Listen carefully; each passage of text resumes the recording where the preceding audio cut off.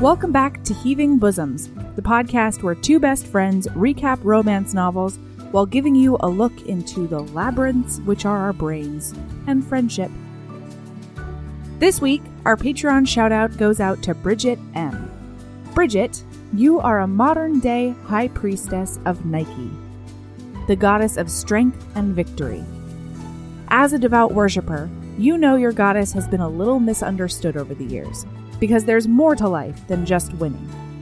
Nike is the deity of all the hard work and training that has to go into any endeavor before victory can be assured. Like your lady, you know that self-improvement can always be attained with the right attitude, tools, and sense of commitment that is bones deep. More than that, you've come around to the notion that you, just as you are worth all of the effort and long hours. Furthermore, you're the embodiment of Nike's most well-known role in ancient times, divine charioteer. Just like she flew around the battlefields rewarding victors with glory and fame, you lift up those around you on a daily basis. You're an amazing role model, not only because of your hard work, but because of your innate sense that a rising tide lifts all boats. You're the cheerleader everyone needs, and they can't help but be inspired by your actions, as well as your effervescent support. And now, we bring you the first of our maternity leave episodes. Sweet Jesus, I really hope I have had this baby by the time this episode airs. Erin teamed up with her longtime friend and full-on dude bro, Cole. Cole is the golfer she references and is also an attorney, so keep that in mind when you're listening to them discuss The Marriage Contract by Katee Robert. Here we go.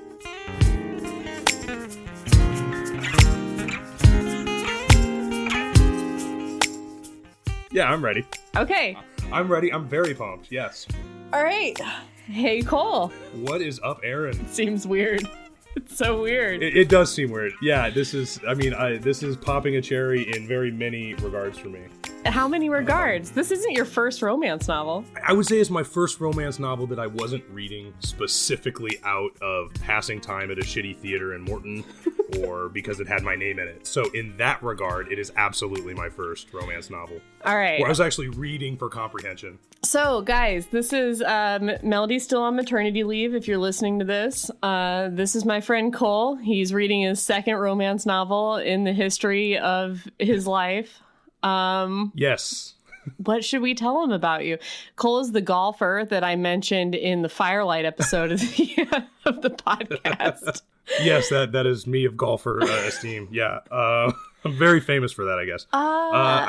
There's nothing that crazy interesting about me. I was thinking about this before we recorded, like what would by the way, before we even get into me, yeah. Thank you, Melody, for having another baby, so I had the opportunity to do this. Keep having a bunch of kids so that I can guest host and read more romance novels. But you want to read more after reading this? Well, after I saw that I could have read what was that, Space Raptor Butt Invasion? Yeah. Mm-hmm.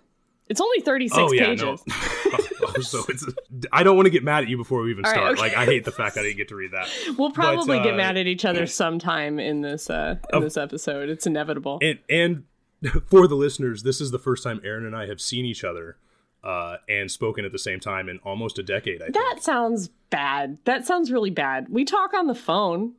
Just not like a FaceTime. Like, I haven't actually seen you. When was the last time I saw you? It wasn't your wedding. I think. No, it wasn't my wedding. I've been out there. Cole lives in California, you guys. He's a fancy Los Angeles person. I'm not, first of all, not a Los Angeles person. I'm a Orange County person. Sorry. If you're going to call me fancy, get it right.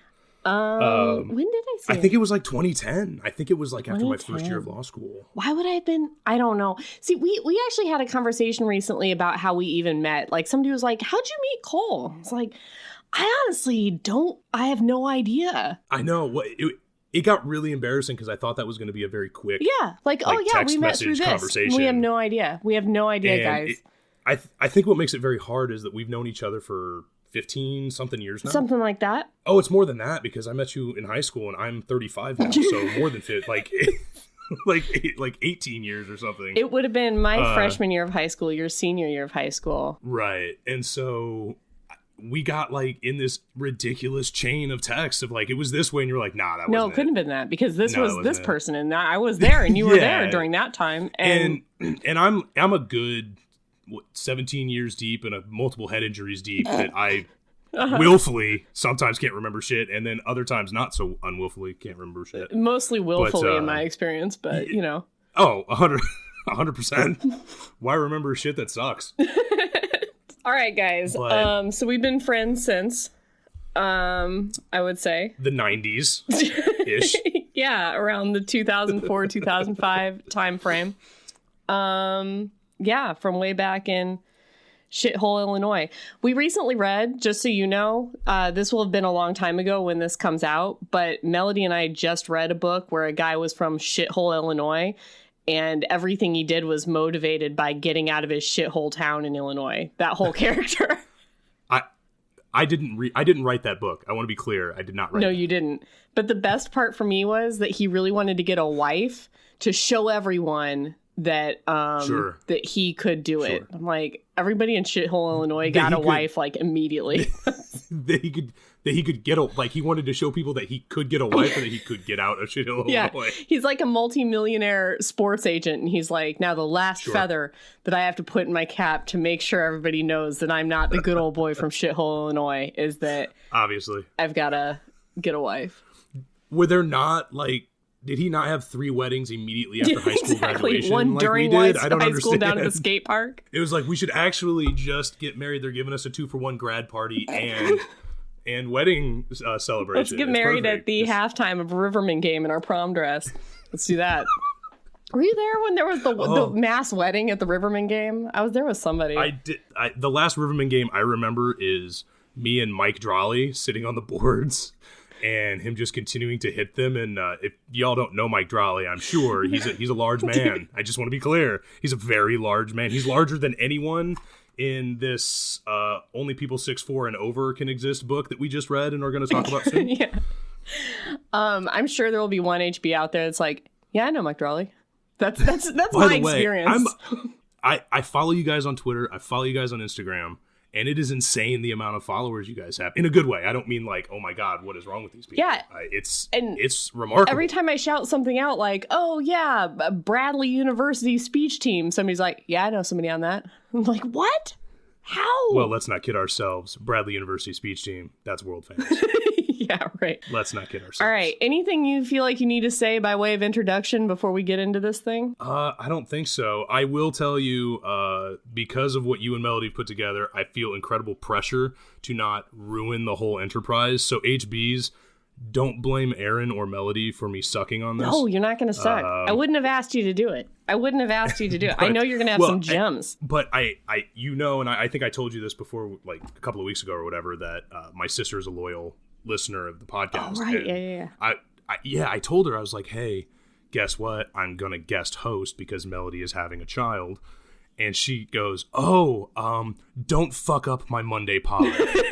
So that was my sister's sage wisdom and advice for me. All right. Should we give a shout out? This. Oh, yes. Hey, Mallory. Hey, what's Mallory. up? I'm now starting to not fuck up your Monday pod. Or fuck up your Monday pod, depending on how you look at it. Your brother's going to talk about sex stuff here in just a sec.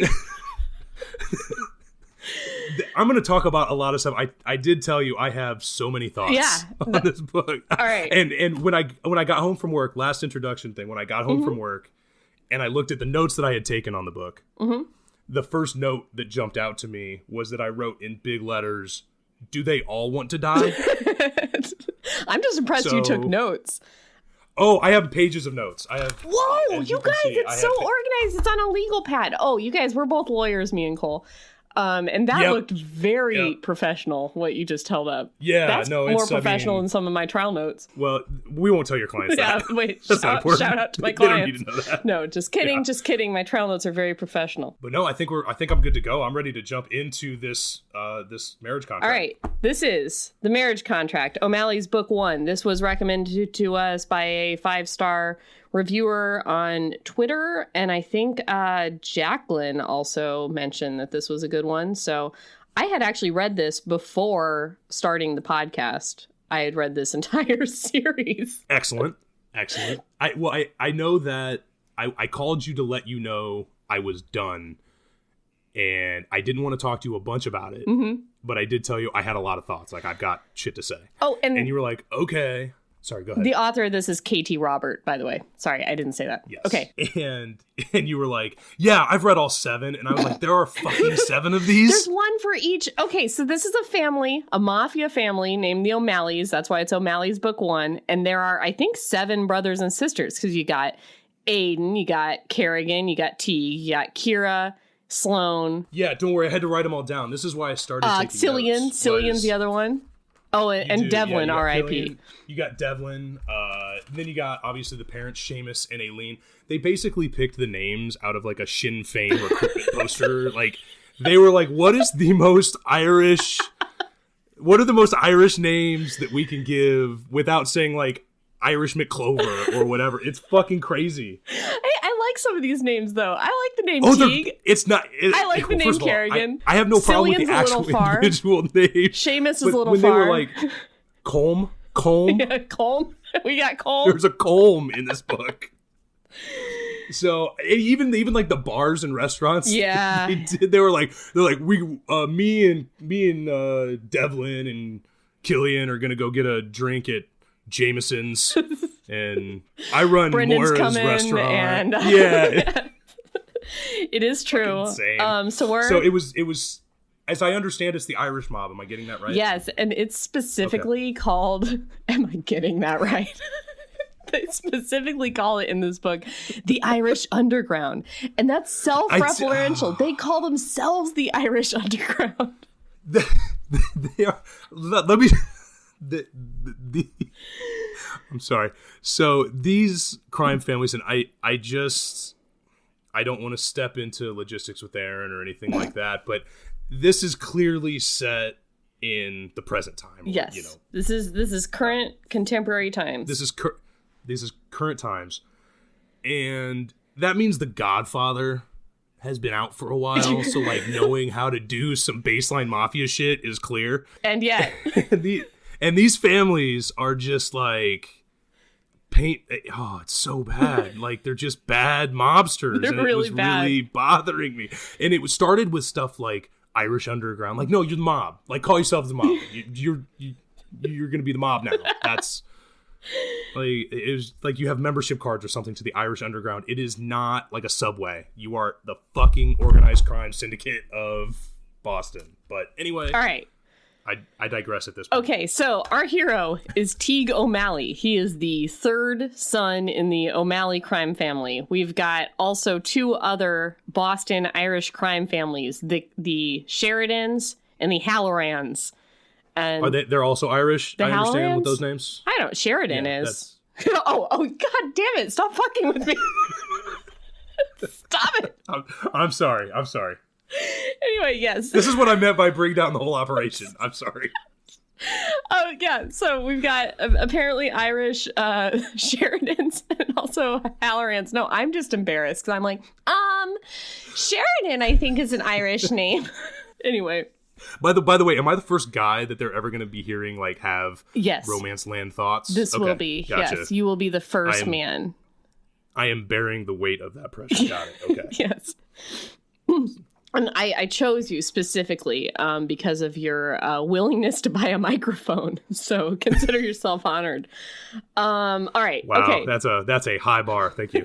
All right. So Teague O'Malley and then Callista Sheridan. She is the only daughter in the Sheridan family. She is the heir to the Sheridan crime family because her brother Ronan died. Yeah. Yes, he did. So she's been drunk driving. Very sad. It's sad throughout. Very sad. Hole in her heart. Can't get over it. Okay. So she is now betrothed. There are many arranged marriages in the mafia of the Irish Underground of Katee Robert. It's mostly arranged marriages. Can I just say that when I read the back of it, because you did send me a couple of choices to sort of, which ones do you want to read? Yeah. And I read the back of it, and I was like, oh, this could be really cool. But I was thinking, like, a fucking arranged marriage? Like, what? what? I thought she did a decent job of but I thought she did a decent job for trying to get that into a contemporary book. I will be completely honest. Because that is a, really terrible sort of device to use if you're going to set this in 2017 or whatever. Sure.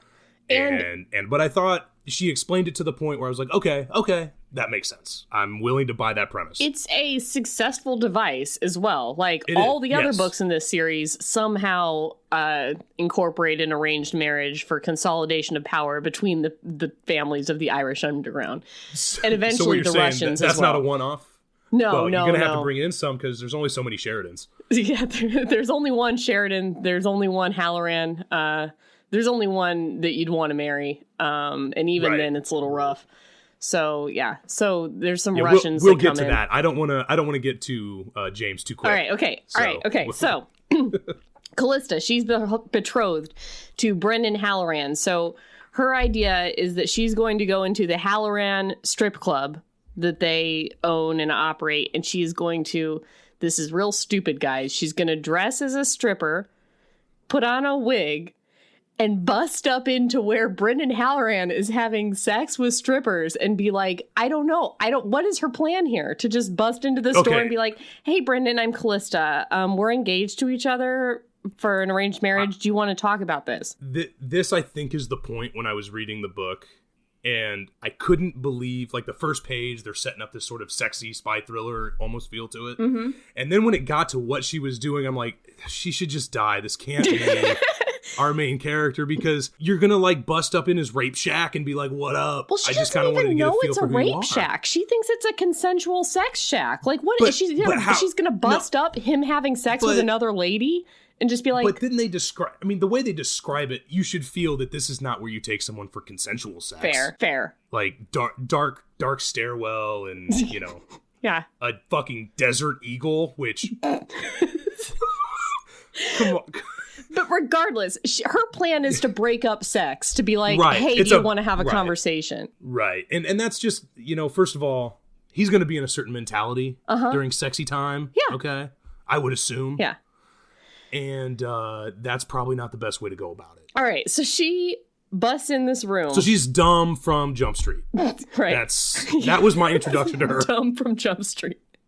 So she busts up into this room. He's having sex with one lady. And I think, is there another lady in there that's just straight dead? Or is the girl he's having sex with, dead? I thought there was a lifeless woman there, but feel free to keep going while I reference the Bible here. I think there's a carcass just laying around that's been strangled to death, and then there's another girl that he's beaten pretty bad that he's having sex with that's maybe unconscious or something. So she comes into the room and he turns and looks at her with the icy blue Halloran eyes and is like, can't beat those. No, he can't. And he's like, hey, who are you, new stripper at the strip club? I can't wait to murder and have sex with you in that order. And she's like... That is almost as smooth as what she actually wrote in the book, what you just said, by the way. This guy's straight evil. And I was a little bit worried this was going to be our hero my hero when I first started reading this book. I was like, well, maybe this one's not for me. He's not. It's okay. Teague O'Malley's our hero. It's okay. So he turns and he's like, ooh, I want to murder you. And she's like, no, wait, no, don't do that. And then he strangles her. And so a fight ensues. It's not going great. And she shoots him in the face. Fair enough? Well, I think you skipped over a very pertinent detail of that, which is she rolled over during the beating to find a gun. Mm-hmm. And apparently this guy carries on his person a Desert Eagle. Sorry. So, again, I'm reading it and I'm like, all right, I'm not a huge gun expert. You are clearly in the military, so you have been around firearms. Well, she does comment something like, this is one of those big, snazzy, hilarious weapons that these Hallorans like to carry on their person. But commenting on it doesn't make it any more ridiculous if she's like a 100-pound woman clutching it with one arm and blowing this guy away with it. Fair. I mean, so she does tag him with a Desert Eagle. Before she decides, I think I need to get out of here. Yeah. Mm-hmm. I think this might have been a bad idea. Yeah, this wasn't a great choice. So she murders him. And then the next thing we know, we're with Teague. And I think we should say though real quickly, he beats on her pretty good before. Yeah, he does. Before the murder, which becomes important. She immediately goes home and like takes a hot shower and is, gets rid of the clothes and stuff. And like, I just want to say again, I know she's in a mafia situation, but you need to get a CAT scan anytime you're strangled. Yeah, well, and can I also throw in there that the way it was described, if I'm getting this right in the book, was she's drove into like a garage area, dumped her clothes in the incinerator that they just have. No, it's their garage incinerator. Yeah. I didn't think about that. Sorry. Obviously, you're going to need a garage incinerator. If you're in the mafia, you need to have a garage incinerator in case something goes down. That you would keep in your home. Yeah. Not away from where you live. Gotcha. Okay, No. You need to have that. Yeah. Okay. There are far dumber things they do within the mob world, so I will let that one slide. Fair. I feel like, well, we'll get there. So now we're with Teague. And his older brother, Aiden, I think, comes and says, hey, guess who just got shot in the face? Brendan Halloran, the first Halloran son, the heir to the Halloran crime family. And I noticed that the first thoughts that, like, basically they find out that Callista Sheridan and Brendan Halloran were betrothed in this conversation, right? And they were, like, going to consolidate power under the O'Malley's nose. One of the thoughts that Teague has in this moment is, quote, shit, everyone knew what a sadistic fuck Brendan was. I know, right? And I'm like...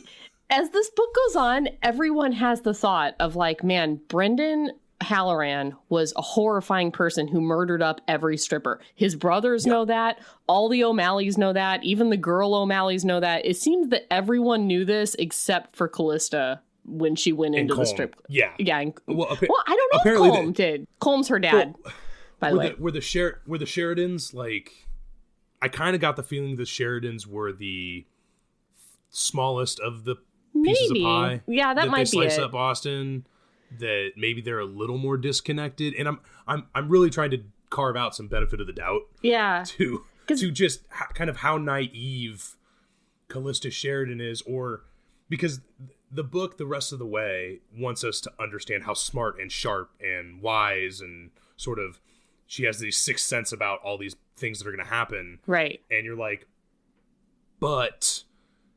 You had a really good feeling about your dress up in a red wig, skimpy dress, rape shack plan. You thought that was the play to go. And that one was kind of hard to buy. But I agree. Everybody was like, yeah, Brendan, what a fucking maniac. Right.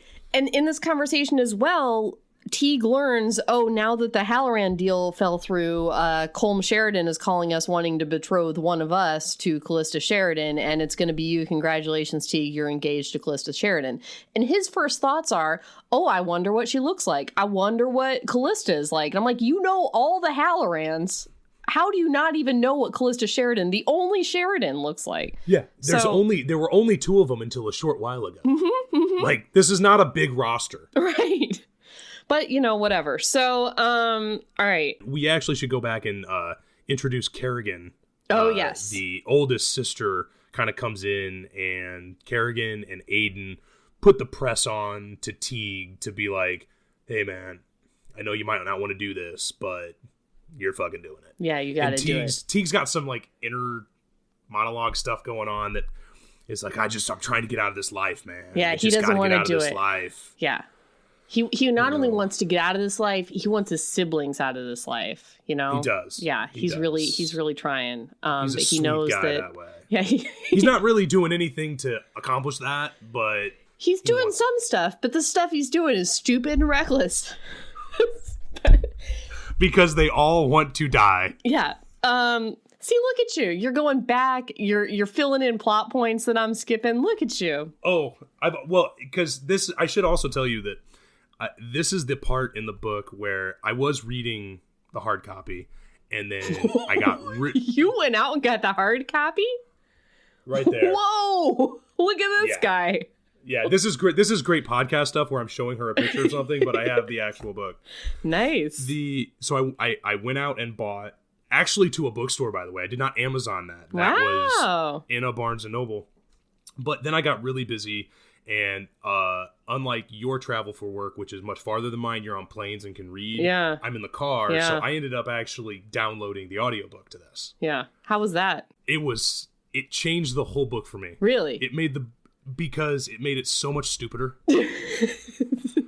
Because I feel like the woman, bless her heart, who was doing the audiobook, like, has either never been flirted with or like because a lot of the intimate stuff she didn't really know how to read. But then she was also trying to do the guys' voices. Yeah. If you're new to romance audiobooks, you really got to acclimate to the woman deepening her voice to be like, hello.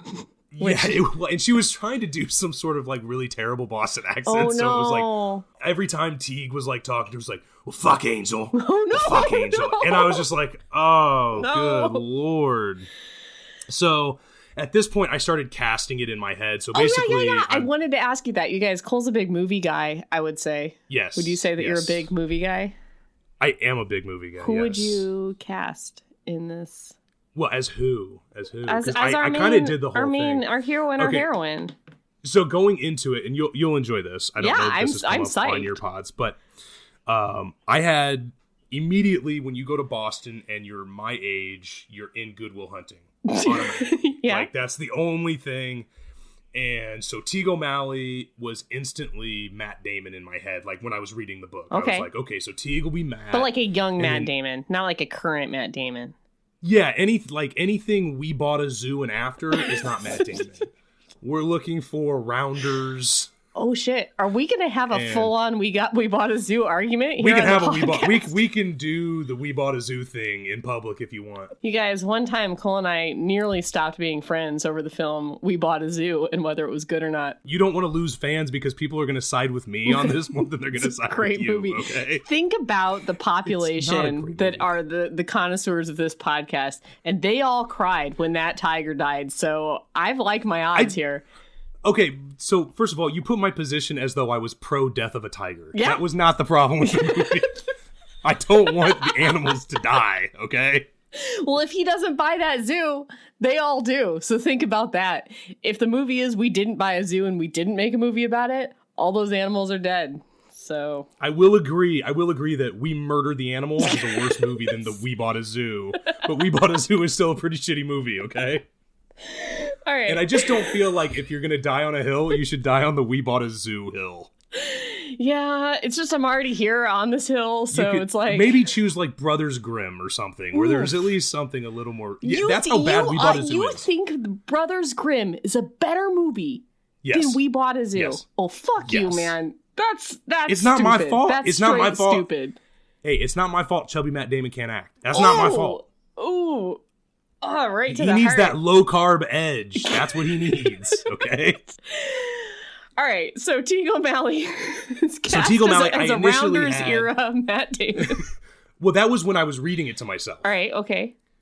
But then, when the woman started talking, it totally changed. And she kind of read everybody as Cole Hauser. Okay. And so, all of a sudden, Teague O'Malley is like burnout Cole Hauser to me. Okay, all right. Which I think is fine. I did Cole Hauser. Yeah. That's fine. But are all the O'Malleys Cole Hauser? Most of the O'Malleys are Cole Hausers. That's the problem. Because they're different Cole Hausers. Yeah. So you've got like Good Will Hunting Cole Hauser is Teague, and then you've got the breakup Cole Hauser is Aiden. Sure. You know, I can totally see Aiden sitting in a club and telling a woman, I'm going to wrap you up in bubble wrap. I'm going to poke 2 holes, obviously. Oh, God. Doing that whole thing. Yeah. 'Cause I think Aiden's creepy as hell. Aiden gets a book. And of course Aiden gets a book. Does Aiden get murdered in that book? Because he should get murdered. I don't know, but if I remember correctly, he gets with like an FBI agent lady. Oh, so the FBI starts becoming more... Because that was one of my problems with this book, is like the FBI was just so periphery. I had a lot of problems with the FBI in this book. I figured I was going to let you take the law enforcement angle, but All right, wait. We're off topic. Oh, sorry. Okay, we need to get back. Okay, That's my wait, fault. but who did you cast her as, or did you? Oh no, yeah, I absolutely casted and her. She was Rachel McAdams to me. I see that. I thought that was because I also, when I watch Rachel McAdams, I'm like, likable, totally likable, and people try to convince me in movies that she's really smart, but she's always doing a bunch of dumb shit. And so that is why I totally bought Rachel McAdams. Like, and we're talking like Wedding Crashers, Rachel McAdams. Yeah. Well, now that you say We Bought a Zoo, one of the best movies ever, I could see like a Scarlett Johansson in this role as well. Because see, I didn't put her in it, but I could put her more as like a Kerrigan. Fair. Okay. I think she's more of a party girl than like Rachel McAdams. I think Callista, you got to kind of take out of her shell a little bit. But Kerrigan, I could see as a Scarlett Johansson. And then Colm, obviously, I just got to give a shout out to my boy, Colm Meaney. That is the only Colm that can exist. I want Colm to have his own book so Colm Meaney can just have a movie to himself. Can you imagine a Colm book? Like, yes. Yes, I imagine him sitting in a chair and just like eating a bunch of food and having people bring women to him. That would be Colm's book. Yeah. It would just be a continuous harem at the Sheridan Ranch because he's all alone now. Callista lives at the O'Malley Ranch. Ronan's dead. Yeah. So yeah, what's Colm gonna do? Yeah. All right. So, okay. Anyway. Okay. All right. All right. So they're at the engagement party. Callista goes outside of the engagement party. She is stressed out, you guys. She does not want to be engaged to Teague O'Malley. She's just getting passed around. She just had this horrible PTSD incident where she murdered a dude, and now she's going to be betrothed to another dude who might be just as bad for all she knows. And does she not know them, though? That was the thing that I kept coming back to. Is I was like, so she really doesn't know any of these people? Apparently not. The Sheridans must be very isolated. And then, so she's outside freaking out, and then all of a sudden, out of the darkness, comes Teague O'Malley and is like, you want to smoke? And she's like, yeah, I want to smoke. And then she figures out it's Teague O'Malley. And you guys, she identifies him as a sexy man. He's super tall, very, very tall, broad-shouldered, lots of muscles, tattoos. So, can I just eyes. Ask a very quick novice romance novel question? Sure. Is the minimum height 6'4"? Yes. Is there no one in a romance novel who has ever been less than 6 foot? Ooh. As a romantic interest? Like, you know, are there romance novels for short people? Yeah, I've read a couple. Not short, but like I've read a couple of romance novels where the guy isn't just like super big. I'm not crazy small or anything, but like this is the land of giants, and I have been to Boston. Small people. But I mean, you're like 6'2", right? Yeah, but you could be here. You could be in the book. I just want to be clear, not about whether I could have been in it, but I'm just sitting there going, everybody they describe is like, he's a fucking mountain man. Yeah, they're in the mafia. Unbelievable. They have to be tall. No, they're not in the mafia. They're in the underground. Yeah, you're right. But I think the second book in the Molly Harper werewolf series in Alaska has like a nerdy guy, and I want to say he was kind of short compared to the heroine. So he was like my height then. Gotcha. Yeah, fair. Yes. Gotcha. Okay. All right. So he comes up and she finds out that he's Teague O'Malley, and they kind of have a flirtation, and then she's got a scarf tied around her neck to cover the bruises left by Brendan Halloran only days ago, and he just like whips that scarf right off her neck, and then he's like, who hurt you? And she's like, I'm not gonna tell you that because you're gonna find out. She doesn't want anyone to know she murdered Brendan Halloran because she's gonna get murdered up too, and she can't trust this guy. And then they have kind of an argument about whether or not she's going to tell him who did the bruises. And then to shut him up, she goes in for a smooch. I will say, when I was reading the book, like the exposition is fine. The moving, it's all whatever. I do think that Miss Robert is super confident writing kiss scenes, sex scenes, all the love stuff. That being said, boy, was this a fucking disgusting kiss. As far as I'm concerned. Like, I'm really sorry, and maybe it's because I've never dated a smoker. Oh, I don't. You smoke. Found it disgusting because of smoking? My lovely wife does not smoke, and it was like, okay, he's smoking outside. He's like, and I'm just thinking, okay, if it were me, hey lady, why don't you have this cigarette real quick before we kiss? Why don't we just get you a nice cigarette? But then he smokes it too, so I think they've got mutual smoking. I know, but I'm not saying they didn't enjoy it. It sounded like they liked it quite a bit. I'm just saying when I read it, as the other guy in the room just staring at them, I was like, that's a little gross. All right, fair. Not super turned down by the smoke first kiss. But just because of the smoking, not because of like the kiss itself. No, the attempted rape, the murder victim, or all that stuff. Like none of that bothered me. Okay. Like all her emotional baggage didn't bother me. His stuff didn't bother me. The kiss itself, physically, I thought was very good. But then all I could think about was like, you guys taste and smell like shit. That's awful. Fair. Okay. So then can't get out of it. Then like they unkiss because they're getting a little too hot and heavy, and he recognizes that she's only smooshing him to shut him up so that he can't ask questions. She goes back inside. Guys, Teague's out in the alleyway, just chilling out, trying to calm down, trying to get rid of his blue balls from making out with Callista. An FBI agent comes out of the shadows and is like, "Sup, Teague? It's me, Finch from the FBI. Remember me?" And basically has no purpose for even being there. It's just like, hey, this is a little exposition that I'm doing right now. You're a CI for the FBI. I just wanted to establish that. And then I'm going to Darkwing Duck back into the shadows. That's me. Yeah, no, 100%. Like, he just evaporates. Oh, my God. If you are an FBI agent, are you going to show up at the betrothal engagement party of two mafia heirs just to wave in an alleyway and be like, "Hey, it's me, Finch from the FBI. Just wanted to say hey to you, my primary confidential informant"? Jesus Christ. Finch. This is where I immediately realized that this particular Irish underground, these families deal. You know, you got families that deal in the drug trade. You got families that, deal in sex slaves. These guys deal in, like, Chuck E. Cheese tokens or something. Like, that is what they do, because they clearly put on an intern FBI, or an FBI intern to be like, why don't you just go see if you can meet somebody in this Chuck E. Cheese ring we're trying to bring up. Poke around the fucking Godfather marriage right now. Jesus. Yeah, and here's what I need you to do when you see your informant. And I don't know if you've ever worked with, like, had a client who's been a cooperating witness or anything like that. Yeah, let's just do a little segment here that is very vague, and it's called Bing Boom Bong Confidential Informants with Erin and Cole. This just isn't how you do it. Yeah. This is not how it's done. This isn't how you do it. Yeah, I'm certainly not gonna say any names or anything clearly, but this trust us. This is a bad idea. HBs, trust us. This is not how you do it. They usually do it in a slightly more clandestine and secretive manner than, like, show up in public. There's not a lot of public meetings. Public. It's at the engagement party, and he's like, "Hey, Teague, it's me from the FBI." Like, he's not even like, "Hey."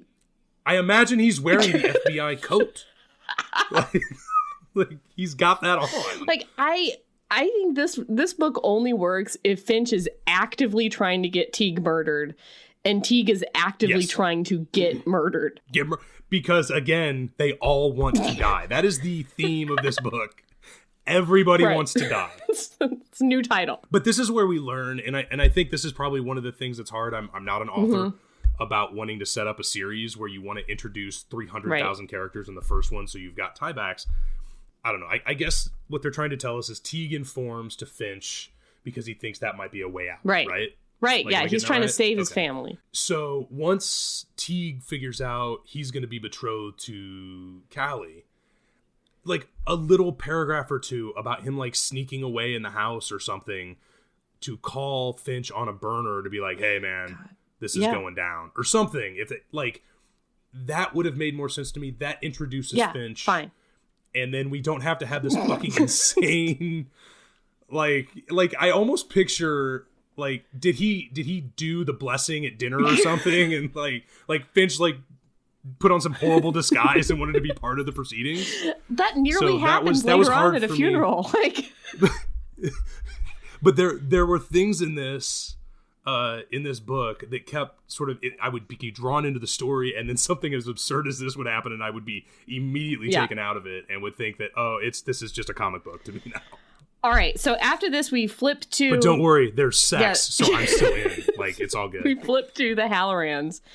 We meet James Halloran, who is who's the guy from Sons of Anarchy. That's a good one, Charlie Hunnam. This was clearly written as Charlie Hunnam. Come on. They keep talking about his like shoulder-length blonde hair and his clipped goatee and how he looks like a biker. I think it said like 50 times that he looks like a biker in this thing, and he never gets on a motorcycle, and his family has nothing to do with motorcycles. I just, before you get I'm sorry. angrier at me than you already are, down. I don't know how much Charlie Hunnam you think I consume as a TV viewer. I've never seen Sons of Anarchy. I don't know your life, man. There's a lot of things you consume that I wouldn't assume. That's probably true. Like, that's fair. Let's talk about our favorite movies. From Justin to Kelly. Withdrawn. Newsies. Like, first of all, it's a great film. It's better than We Bought a Zoo. Okay. From Justin to Kelly is better than We Got a Zoo. We're not doing From Justin to Kelly. I'll ask you this. Does From Justin to Kelly have Brandon's rap? No. You mean does We Got a Zoo have Brandon's rap? Yeah, that's what I meant to say. I'm sorry. I was trying to remember Brandon's name. Fuck. Okay. Sorry. All right. You watch Bold and the Beautiful. But yeah, every no, Charlie day. Hunt. No, oh, that is something I was going to say. I'm sorry. We're going to revert back to introducing me. My romance background is soap operas, folks. Like, I love soap operas. He gets real fidgety if he misses his Bold and the Beautiful. No, Nona and introduced me to Bold and the Beautiful like 25 years ago. So I have been watching Bold and the Beautiful since I was like 8. So that is where I'm coming from romance. I meant to say that at the beginning. I'm so sorry, folks. So I'm not like a stone-faced anti-romantic person. I love Bold and the Beautiful. And we watch it every night, Jesse and I. Wow, you found the right lady for you. I did. No, I did. She is now, well, she's not here. I can say it for her. She loves it. She loves Bold and the Beautiful? She's obsessed with Bold and the Beautiful. Yeah, she hates to miss it. I remember the days where I would have to watch Bold and the Beautiful with you, and it was a struggle for me. And you'd be like, check out this guy. Rude. This guy's the best. Check this out. Ooh, man. Anyway, all right, okay. First of all, they don't talk like that, okay? They know me now. I don't talk like that. They know you now. All right, okay, so the Hallorans, they're back at their motorcycle cave, and they're basically like, oh my god, the Sheridans and the O'Malleys, they're consolidating power. How dare they, right after Brendan dies, go under our nose and betroth that Sheridan girl to an O'Malley instead of coming to us and snatching up another Halloran brother. And so they're like, we're going to fucking war. We're at war now. And this, I would have rather had like a guys, because it seems to me that the Hallorans wanted to go to war anyway. Like they wanted a reason to go to war. I agree with that. So I would have rather them, because they continue throughout the book to be like, this was just disrespect. That's why this war started. And it's like, just like a little discussion between James and his dad, or James and Ricky, about like, hey, we don't really care if he got married to Callista. That was to consolidate power, but this gives us a reason to go to war. But later in the book, Kerrigan does say that, because Callista's really blaming herself for this whole war thing, because she's like, if I wouldn't have shot Brendan Halloran, none of this bad stuff would have happened, because there's a body count in this book, and Callista really blames herself for it. And Kerrigan, Teague's sister, is basically like, we were pretty much going to war anyway. Like, once the O'Malleys found out that you were betrothed to Brendan Halloran, we were going to go to war, or, this was going to happen. Right. It just seemed weird, I guess, and maybe I didn't read it close enough or listen to it close enough, if you can imagine that every time the Hallorans were trying to explain what they did or why they're doing what they're doing, it's like, you can't just dump Brendan and marry another guy the next day. Like, that's not okay. Like, that is what we're, that's the reason we're doing this. We Irish are big into disrespect. I don't know if you know this. Being Italian, I have no idea. That is not, we are usually, we operate on a different mafioso plane than the Irish underground. Fair. All right. With your membership cards and arcade tokens. This is going to be a 4-hour podcast. Buckle up, guys. We're on I chapter 3. told you. This is the problem when we haven't spoken forever. Okay. Anyway, okay. So we go back to the engagement party. They're sitting at the head table. They're having a little like snarky banter back and forth about how he wants her to tell him who made the bruises and she's never going to tell him. And they're both kind of realizing they like each other and that they're enjoying themselves. And then guess what? Out of nowhere, shots ring out, drive by, pop, pop, pop, pop, pop. Drive-by windows shooting. Shattering, people getting shot. Maybe, I don't remember. Is anyone shot? I don't remember. There's a drive-by shooting at what I'm assuming is a very interior ballroom at some place. I guess there's windows, but that's not even what bothered me about this. What bothered me about this was this paragraph. Teague tried to process the fact that someone was shooting, and then he moved, grabbing Callista and dragging her beneath the table. It wasn't an ideal position because they were on a raised stage above the other tables, but any other cover was better than no cover. He shielded her body with his while he scanned the room. Hey, Teague, what's up? You're under a table. Maybe tip the table over. Tip that right over. That's how you get coverage from bullets. Yeah.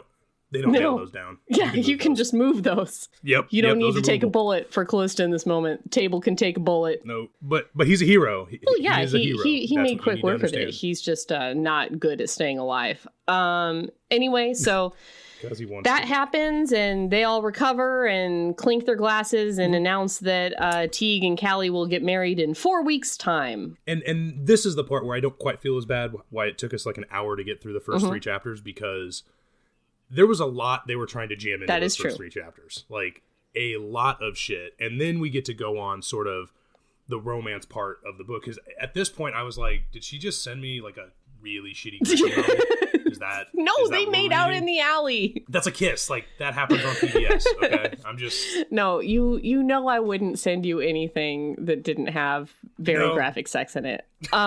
Exorbitantly graphic sex. How dare you? Betray, like, yeah. I'm sorry. That's an insult to me as a friend. I'm just driving in the middle of the desert going, where is the sex? All right, okay, so then on their way out, or maybe they text, or I don't even remember, but they invite each other to go to a secret dinner, just Callista and Teague, because they want to get to know each other and they want to kind of sort out what's happening with this war situation and all that. This is when, out of nowhere, he starts calling her Angel. Yeah, okay. I did want to hit the Angel thing because James also fucks us up later with his nickname for, I don't want to ruin it for anybody until we get there, but the nicknames of Angel and Lovely, just the dumbest things you could ever call somebody. I don't want to, spoiler alert, guys, this is every book in the series. So if you don't like repetitive nicknames like Angel and Lovely that came out of nowhere for no reason and stick real hard for the whole book, that's going to be something that's annoying to you about Katee Robert. And I will say this, not just repetitive nicknames that are really dumb, because like just use baby or something like it's just, you could there were ways to get around that, but there's also like, how many times, I wish I had a pitch counter where they were like, he met her gaze. Everyone's meeting gazes. There are no glances, there are no looks. There are only gazes, and they're always being met.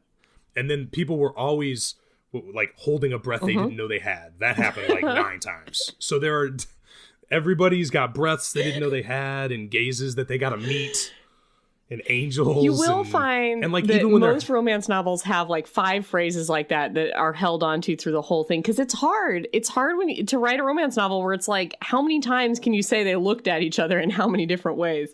So each one has a few of those. I sort of, it took about, when we hit like the 6th or 7th gaze being met, that's when I was finally like, okay, you can literally just say, we looked at her. I looked at her. And she looked smoking fucking hot. It didn't have to be like, I met her gaze, and she looked smoking fucking hot. Read your romance novel. He looked at her with his eyes. She looked fucking hot. Then he moved in. She was a fucking smoke show. It was time to go to Bangville. He was on an express train to Orgasm Town. Like, yeah, it would be very good. People would be like, this guy is educated.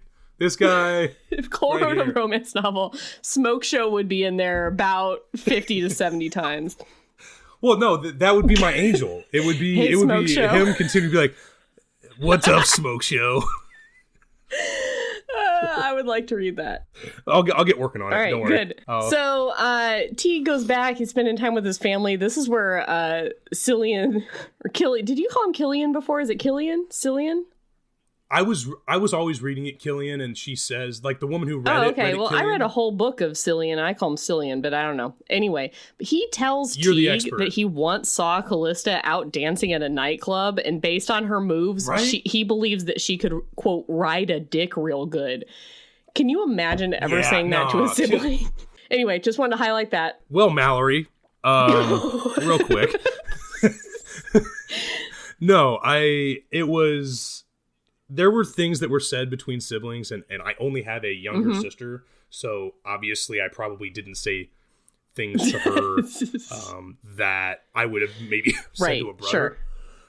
But I did have friends, and it's like, when Jordan and Andy and whoever and I were all hanging out, like, we never, ever said shit like that to anybody, and we don't have the cleanest senses of humor. I don't know, like, this it's not for a fact, but I kind of feel like there's nothing that was said between you and other men growing up that you would not have said in front of me. I don't know that to be true because I've never been in a room that I'm not in, but I assume that that's the case. Because you've said some shit in front of me.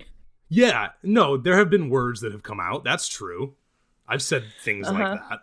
But not things like what Killian said, by the way. I want to be very clear. I've never said things like that. But that's, ooh. Yeah. You never say that, man, your new girlfriend or your fiance looks real hot. I bet she can ride a dick. Nah, you pass on that. You probably keep that inside. You bury that deep down. You don't say that to the person. There were a couple of things that I was just like, again, took me right out of it. Because I'm like, okay, if you want to have Killian say something like, hey, she's attractive, you can say that. You could get that part across. And may I say, in Killian's book, this shouldn't be a spoiler because it's chapter 1 of his book. He meets a waitress or a bartender in like chapter 1. And he's like, hey, bartender, you're pretty hot. You want to fuck in the alley? And she's like, yeah.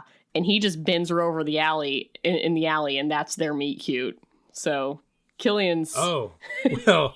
So Katee Robert, because we've got a meet cute coming up later in this book that is pretty spectacular. So she's really into those get straight to it meet cutes. Yeah. Good for her. Good for Katee. Okay. So then pretty much the next thing that happens is they go to this dinner. There's some O'Malley conversations that don't really matter about the war and stuff. But they go to the dinner. The first thing that happens is she trips over her heels and he catches her on the way to the table. And they get a real secret back table to have their dinner at. Why are you shaking your head over there?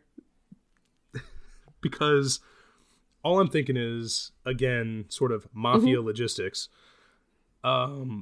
Yesterday was a drive-by shooting that started a that's why they went to the table in the back. The back table. The one furthest from the windows. No, obviously the thing you do right away is like, we should probably go in public sometime. We'll get a secluded public table. But we will definitely, as opposed to you coming to our gigantic compound guarded by guys with guns, we should like maybe hit up a Togo's. What was weird was they acted like their family like couldn't know that they were having this dinner to get, like it was a secretive dinner from even their families. And I'm like, your families want you guys to get married and fuck. I don't understand why you're not virgins or anything. Like, this is why I was curious with a lot of the plot devices that I was like, there's a very easy alternative that makes way more fucking sense. Like, hey, we've got to keep this secret because people are trying to murder us. We should steer clear of the murder, not our family being like, there will be no touching before marriage. This is Catholic shit, and you guys need to hold it down. Like, But yeah, they have a great dinner. There's a lot of banter back and forth. They find out things about each other. The banter was very good, I thought this by the was way. really good. I thought the banter was good. And this is where I think the author is like really comfortable in writing really good banter, really good flirting. If you extract the angels and lovelies.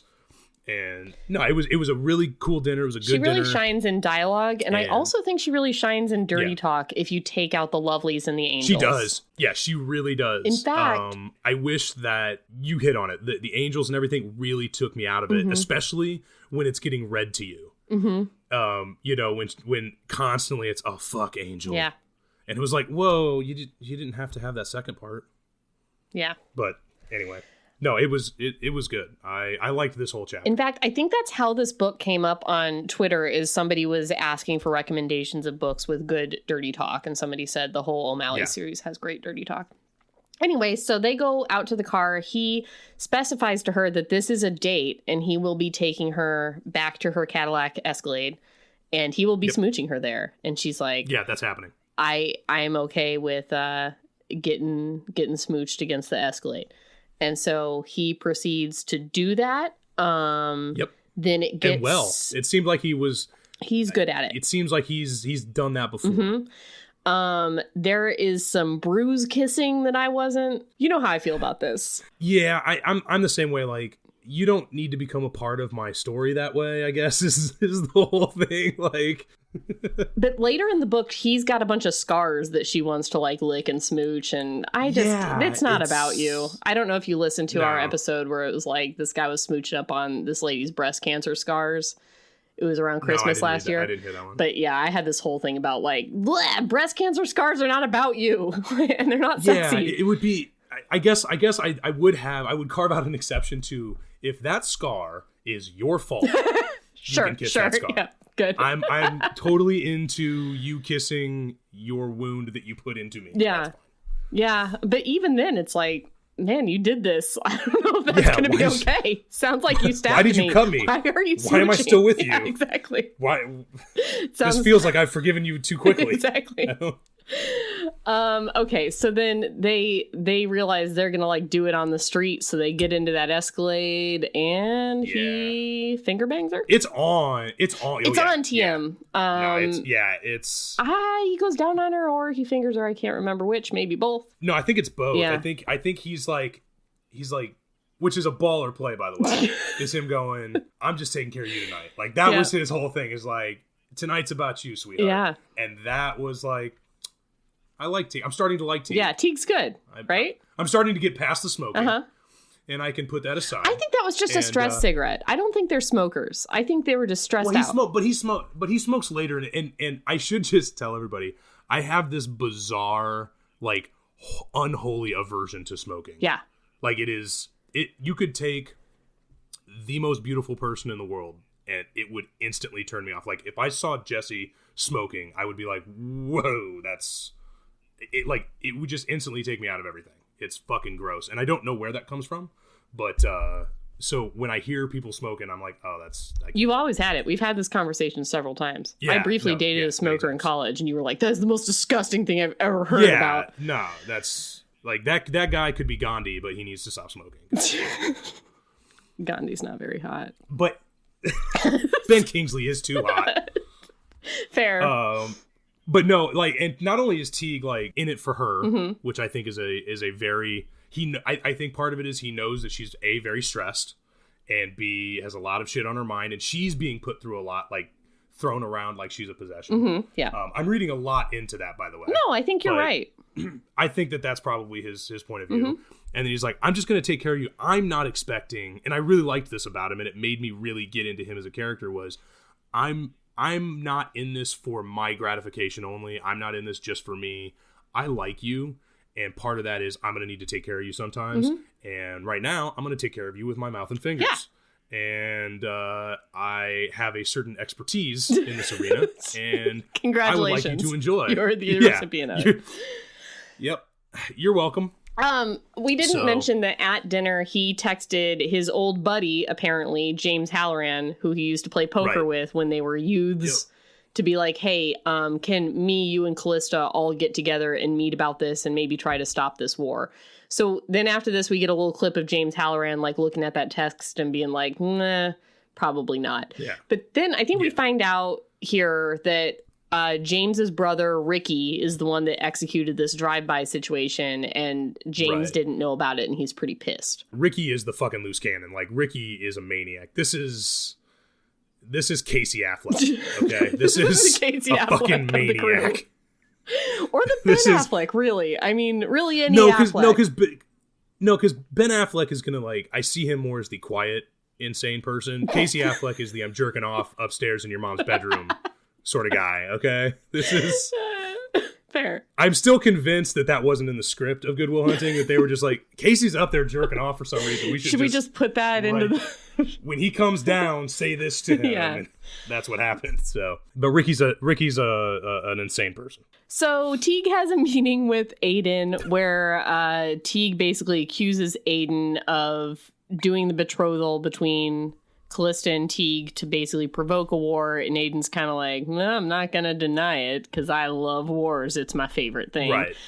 One of them accuses the other one of killing Brendan Halloran. I don't remember which one. But then Aiden storms out. Teague's really pissed. So what does he do? He calls his best friend, Finch, at the FBI with, I believe, his personal cell phone. Yes. Yep. Yes, Yep. It would be safer No. to grab the burner phone. Yeah.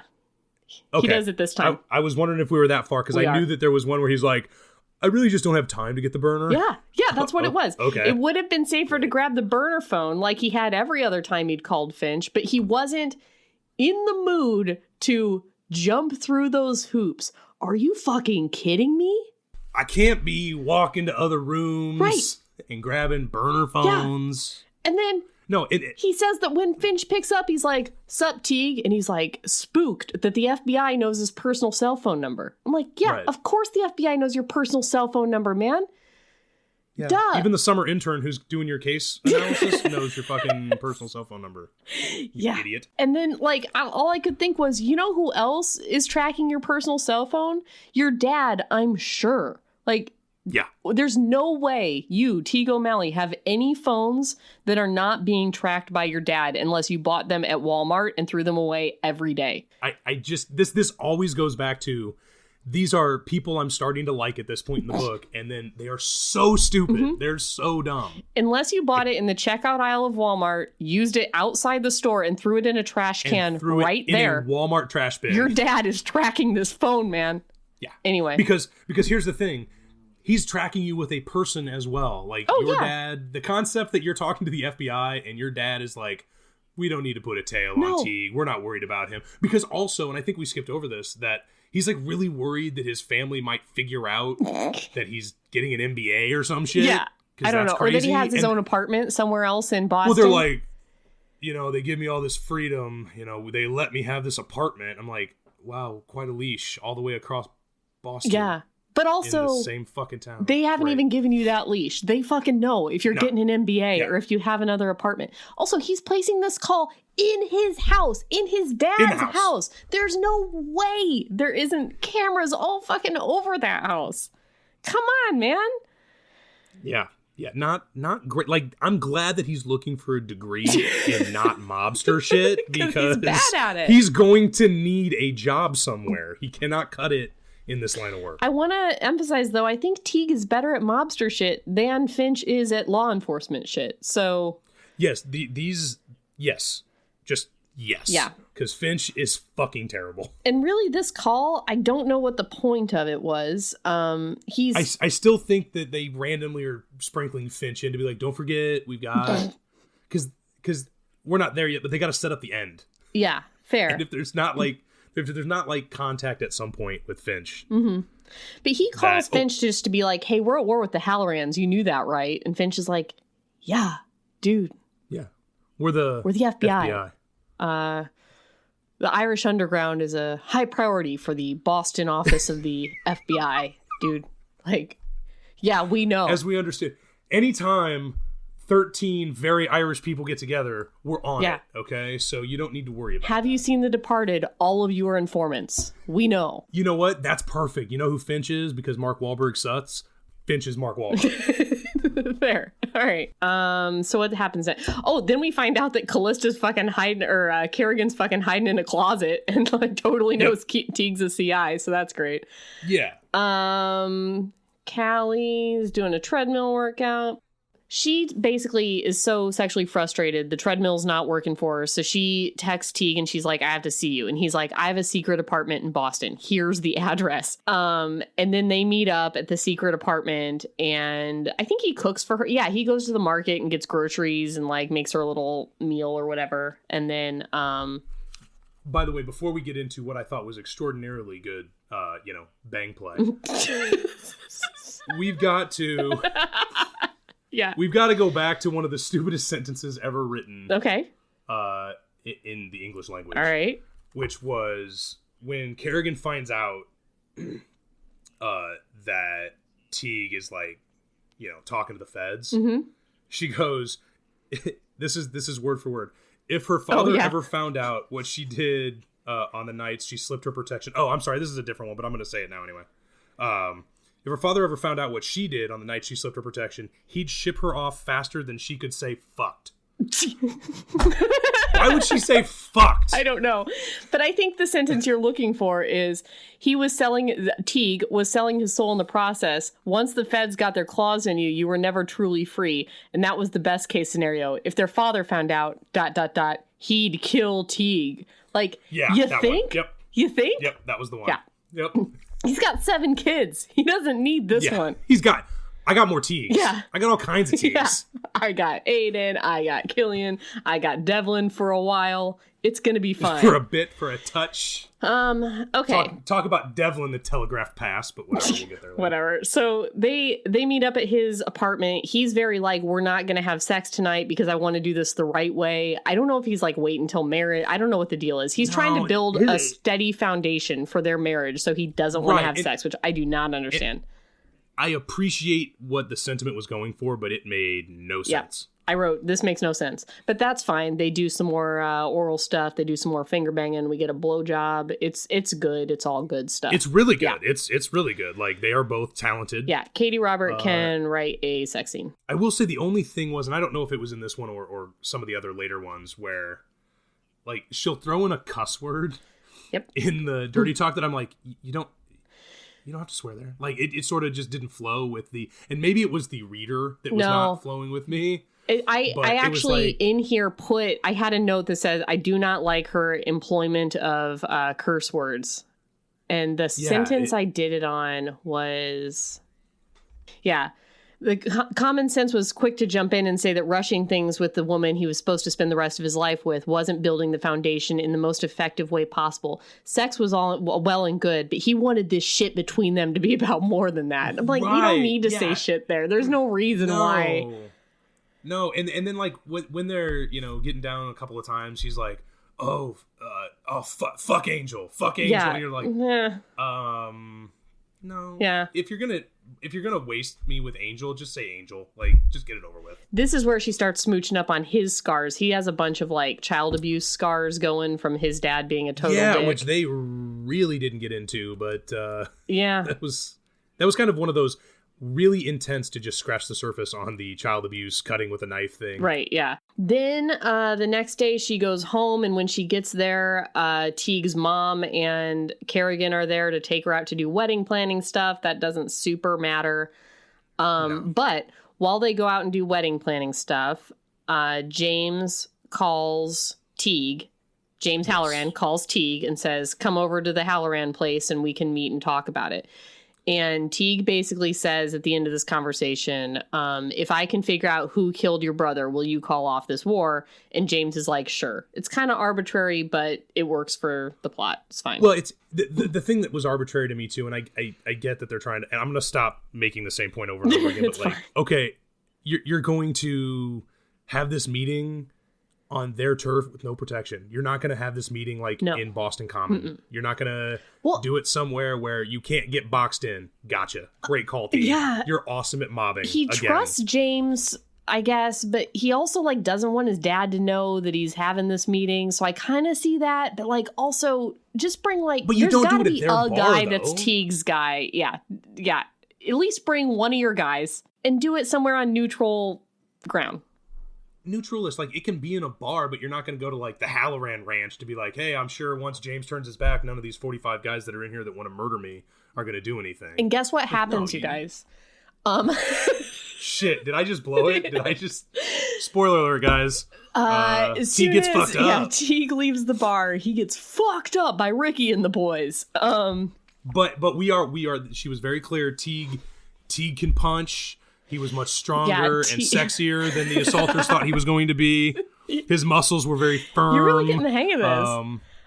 They thought, hey, Teague's a very good fighter. We thought he was going to be a softie, but he is magnificent. But he is no match for Casey Affleck and the ragtag group of pissed off Hallorans. It was like Casey Affleck, Spot Conlon, and Jack Kelly all getting in there just fucking him up. Spot Conlon.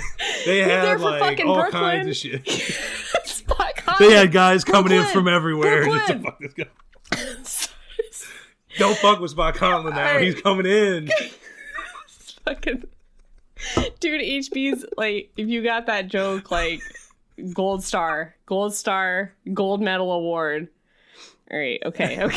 All right, back on track. Man, that was good stuff. Good work. Okay. So they fuck him up. Yeah, they fuck him up pretty good. They beat him up very, very He's well. unconscious. They continue to beat him up. So again, back at the Sheridan place, Callista's trying to run on the treadmill. You guys, she's very fit, very svelte, very thin. She loves running on the treadmill. She loves doing, which I'm assuming workouts. Is quite the romance land trope of skinny fit girl. I know I've heard you guys a bunch, and that would get annoying after a while. Yeah, like they're all very, very bird boned, very small. The thing about romance is like either you've got a girl that's like very explicitly the thinnest, prettiest, lightest, birdest bonedest girl you've ever met, or you've got someone who's like explicitly chubby. Like there's no kind of like shtick, or that's her thing. Yeah, there's no like she was a normal sized lady. You know, it's getting better, but there's not a lot of it. Okay. So she goes out running again with her detail Micah, and a car pulls up, screech, like pulls up the door. It's one of those vans with the door. I'm sorry. How did that car pull up again? Screech! There it is. It's a podcast. Gotcha. Okay. We need to have sound effects or else they're not going to think we're professional. That's fair. Uh-huh. I'm sorry. So she braces to get shot in the face. But she does not get shot in the face. I think Micah gets in front. Micah does his job. Yeah, Micah is the best guy in this book. I just want to throw it out there. Like, he's the only person who's like, do you guys fucking get that we are in a gang war and you guys are in the mob? And, like, this guy was going to go to war with... Like, none of you fucking people see this? Yeah. And so, because we're getting to the point where they dump out Teague. Yeah. They dump Teague out of the van. Teague goes rolling out in front of her. And Micah says something like, we should probably just leave him there. Yeah. And it's she's that O'Malley like, shit. I say we leave him. Yeah, and she's like irate. Yeah. She holds it in, I think, but she's like irate that he would say that. And I'm like, no, that makes sense. Yeah. And she says, this is my fiance. I suggest you watch your tone. Yeah. And he says, yes, ma'am. Yeah, but he's like, again, he's the only one thinking with his head, like, we could call a doctor. Yeah. We can call an ambulance. Right. I'm not saying leave him for dead, right. But maybe because people also want to murder you, we should get out of here. Get you Yeah. out of here. But no, cool. No. You're right. You're smart. Yeah. I get this. Let me pick this guy up who's huge and very muscly, bigger than I thought. Just wanted to comment on that. It's very dense. And huge dick. Mostly, it's all the weights in the It's cock. all dick weight. Yeah. It's all dick weight. Yeah. It's unbelievable. Yeah, so they take him back. They nurse his wounds. He's unconscious. She's very worried about the concussions. It's very sweet. It actually is sweet. Like I like what they did. Yeah. And I really like Micah's mom. Mm-hmm. And I like how they kind of set up the Sheridan Ranch and like all the people who take care of everything. And they bring the doctor over. Yeah, the mob doctor. Got him. All that stuff is very good and, does what it's supposed to do. And it really starts to show that, hey, they actually both really do care about each other, which is nice and sweet. And, I was at this point getting to the part where I'm like, we need to fuck at some point. Like, we need to... It's time you guys consummate this week and a half long relationship. Oh, welcome to romance novels. We've got to fuck at some point is how you feel at 48% into every book. Don't worry about it. That's how they get you. If they fucked at the beginning, you wouldn't read the rest of the book. I love a slow burn. This isn't a slow burn. No, I love a slow burn. They finger banged several times. I didn't say it was. Oh, okay. All right, good. I mean, there's a lot of accusations flying around right now. I'm not really all right, sure listen. Why. In the level of Cole and Erin conversations, I'm at a 3 at best. That's fair. So That's fair. We'll get you there. Don't worry. We'll get you there. All right. So then we clip back to we're in the Halloran bar. And Ricky and the gang come in and they're like, whoop, whoop, we're celebrating. And James is like, we fucked them all up. What are you celebrating? It was great. And he was like, oh, we fucked up Teague as he was leaving his meeting with you. Whoop, whoop. This is the best. As if like. And this is again, like, nobody would do that. No one I'm sorry. I'm sorry. I realize this is an audio medium and I just banged the table. Yeah, but it's fine. I've hit the microphone several times. Nobody would do that. Like, it is not. Yeah. That's not mob stuff. I'm just saying. No. That's... So James, James is like, all right, Ricky, you disobeyed me and you fucked up Teague, who's my best friend. I know, yeah, right? Like, and again, James has this connection to Teague, which who doesn't love their poker buddy? Who doesn't love Teague? Teague's a great guy. Same for James. We're hitting there with Teague. Yeah. Well, you haven't read James book is two. Gonna have some problems. You can come around on James. You're going to come around. Well, when I started book two James and I was later. like, are you fucking kidding me, Katie? Then I got into maybe a chapter 4. I was good with it. I was along for the ride. Is it because he's Charlie Hunnam? Be honest with me. I'm unable to parse that out in my brain. Okay, that's fair. I can't separate those things. I don't know. I can't confirm or deny. All right. So he's like, all right, Ricky, we've got to go to the back room. And he makes him sit in a chair. These are two grown men. Yep. He makes him sit in a chair and he's like, okay, Ricky, do you want me to whip you or cane you? Yeah. This part got very weird to me. Very weird. Because there was like, and I couldn't quite figure it out from reading it, whether it was like he was whispering to him. I don't know. Because when he was whispering to him, it felt like almost erotic. Like he was like, do you want the belt? Do you want the whip? And it's like, whoa, hey, is this Prillion 5 or whatever that weird cousin sex?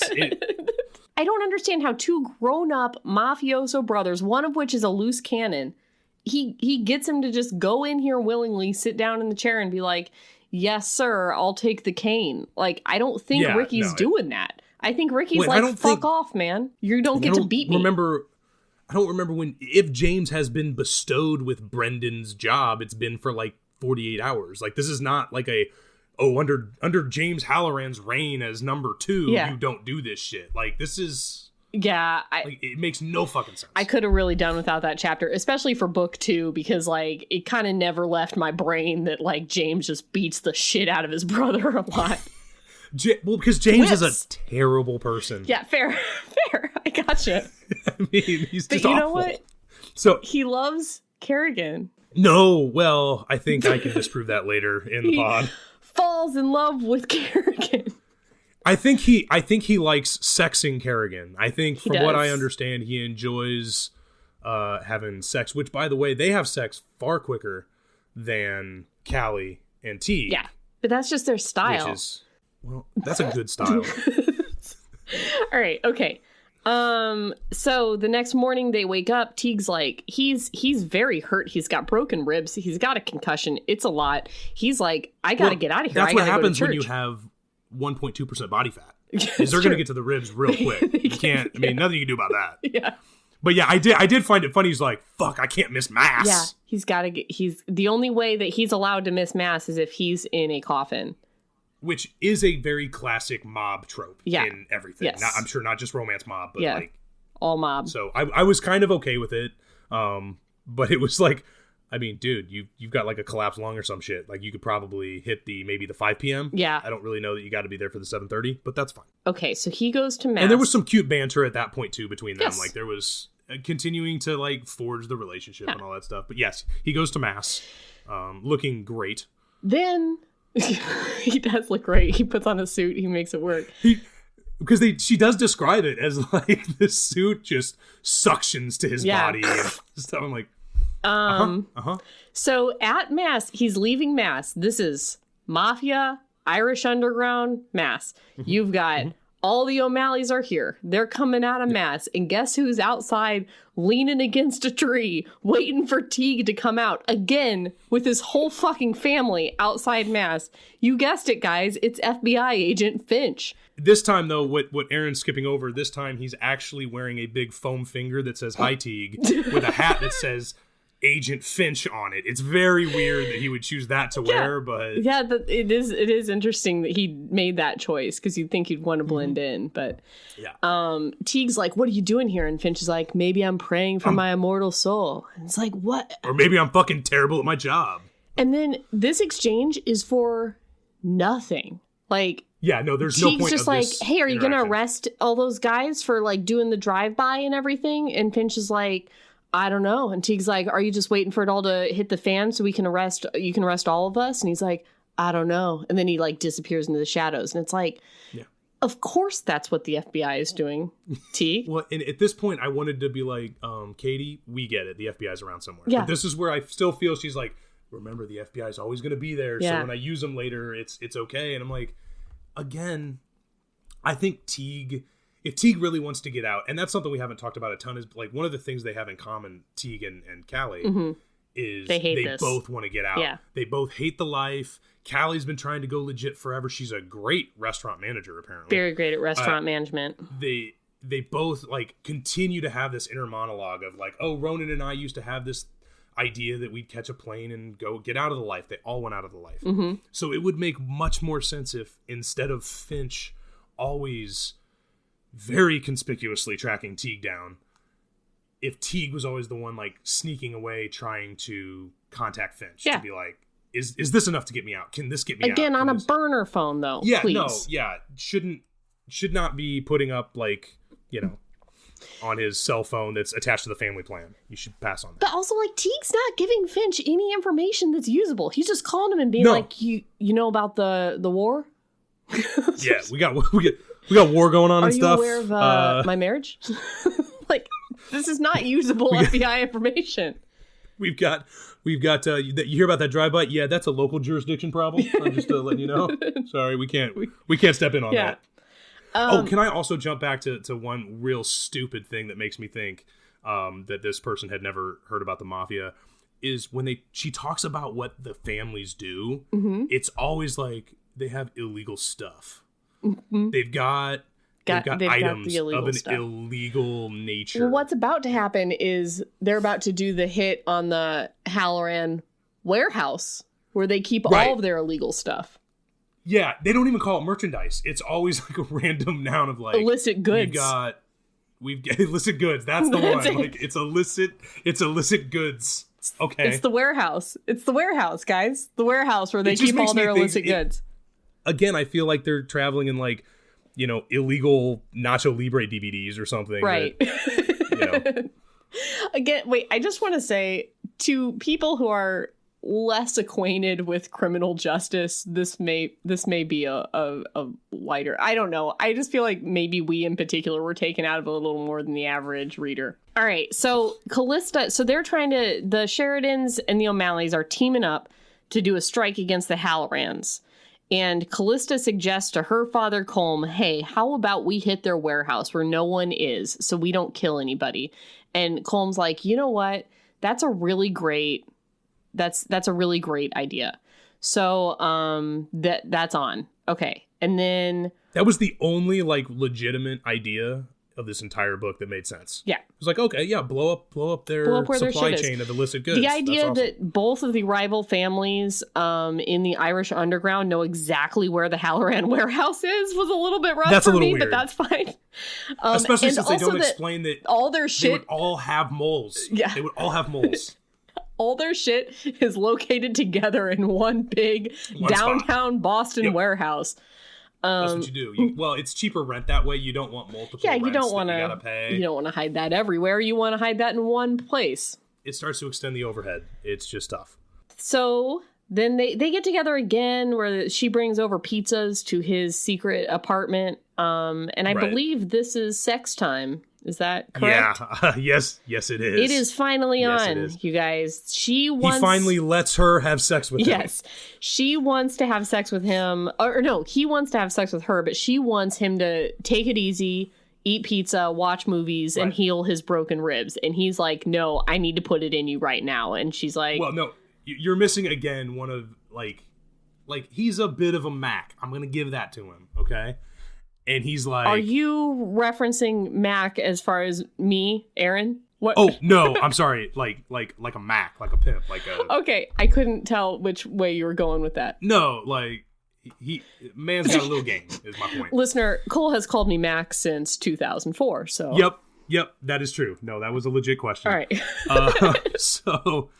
So he's like, we're getting down tonight. Like, I'm done fucking around. I've been really nice.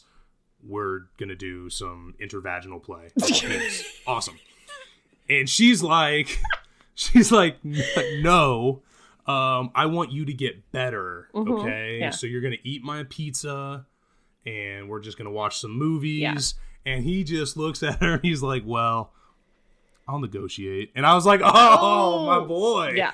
That is like he leans in with, you know, the gravitas of a man with 6'4" all dick, leans into everything in his life. And then she's like, you're right, we should fuck. Like you are completely right. He's like one of the smoothest talkers that I've ever read in a romance novel. Yeah. And he's like turn around and grab the counter. Oh yeah, this is the best. So he's saying like, listen, this was phenomenal. You wouldn't have worn this dress with no underpants over here if you didn't want to fuck. And she's like, my dress is cute. And he's like, cute doesn't begin to cover it. Ahem. He used his free hand to tug the strap off first one shoulder and then the other. It fell to her waist, leaving her breast bare for him. He kept fucking her with his finger and added a second. But if we met outside my apartment, he's talking, I would have been sorely tempted to do exactly what I'm doing right now, and to hell with the consequences. Keep your hands there. Which I really like. This is one in the middle of sentences, he's like instructing her. Yeah, well, and they needed that because prior to him saying "keep your hands there," he was describing rape. So it was important that I thought that he sort of got you out of the rape mindset into the he's doing a consensual thing right now. I think, though, when this started being described is when I pulled over and sat down in a Cracker Barrel because I'm like, I don't want to be driving while this is going on. I want to really You wanted to be in a Cracker Barrel instead? So I got myself, you know, like a blueberry stack and was like, folks, just if I'm going to have an erection, it's going to be it's going to be I'm going to be able to get a sarsaparilla fucking hard candy and do this right. Yes. Okay. I'm glad to know that there are Cracker Barrels in California. I had a case in Victorville, which is why I was in the car so much, which is geography of California with Cole, if I get my own segment. Ooh, bing boom bong. Yeah, very far out into the high desert from where I live. So if you're thinking Hollywood, it's not that. It's a big brown patch of nothing. And then there's a Cracker Barrel. And since I'm from the Midwest and Cracker Barrel is one of my favorite restaurants, that's really one of the only reasons I take cases out there. That's wow. So if you're ever in the Cracker Barrel in Victorville, know that that's what Cole was doing alone in his booth, eating his sarsaparilla candy. And my blueberry stack. Sorry. Okay. Just dynamite. And they put me in the right mindset. So anyway. So they have this sex. Was an extremely She's on top. Yeah, they have very good sex. And by the way, kudos to them for rocking the condom. And the way that she described grabbing condoms and putting the condom on and everything. A, I dug that there was a condom. B, she did it in a very non-technical way that was still like hot. And I was like, oh yeah, that's fucking great. You will find that any modern romance novel has that in it these days. Yeah. No, I was happy good to read stuff. That. He asks her again. No, she's asking him about his scars. He asks her about the bruises again. They're kind of not telling. He kind of gives her a vague explanation of the child abuse, but not really. He gets back. He has a conversation with his little brother, Devlin. He's like, okay, let's all of us brothers go out for a drink. Because you got in the middle of a war, you have to go in public. Yeah. I think that's legit. Let's all of us do some brotherly bonding. He hasn't talked to Devlin, the littlest brother, in a while. There's a lot of talk in here about how Devlin's everybody's favorite brother. You got to slip that in there. There's a conversation with Kerrigan where she's like, oh, Devlin's my favorite because he's so nice and sweet. He's the youngest. And also at the same time, he's the best person ever who's lived. He's the best of them. The best of them. Yeah. And which I assumed meant he's gonna die soon. We're not gonna talk to Devlin in the next book. Yeah, Devlin's not gonna get to fuck. Sorry. Yeah. Kerrigan, he dies a virgin web designer. Oh yeah, he does die a virgin web designer. Also, at the same time, Kerrigan and Sloane and all the sisters, who are the other ones, Kira, are going to take Callista out on the town to a club because, again, everybody in public all the time. All the time public. Because I remember that scene in The Godfather where they're like, we're going to meet with the Tattaglia family. So... let's all go do the club. And let's get us all in the same place. Yeah. Let's get don't spread us out. No. Let's more of a fish in the barrel sort of attitude right. about this. So yeah, the girls go out and they take Kira and Sloane and they go to this dingy fucking club by Fenway Park. In case you forgot, we weren't in Boston. Yep. We're still in Boston. And I think it's a Halloran territory club. Yep.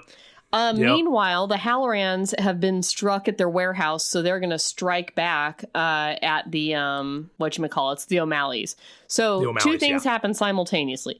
The O'Malleys are leaving the bar, and again, a car pulls up, screech, and then pop, Same pop, car. pop, pop, Same pop. car. And then they're like, okay, is everybody okay? Pop, pop, pop, they're fine, everybody's good. And then a moan comes from poor sweet Devlin. Devlin. That's right. Oh, Devlin's struggling. Oh. He's got no air. He's got no blood. He's fucking dead. On any more device, I did start hearing like Harry Connick Jr. in the background, just like, God damn it. Why Harry Connick Jr.? Wait, I don't understand that reference.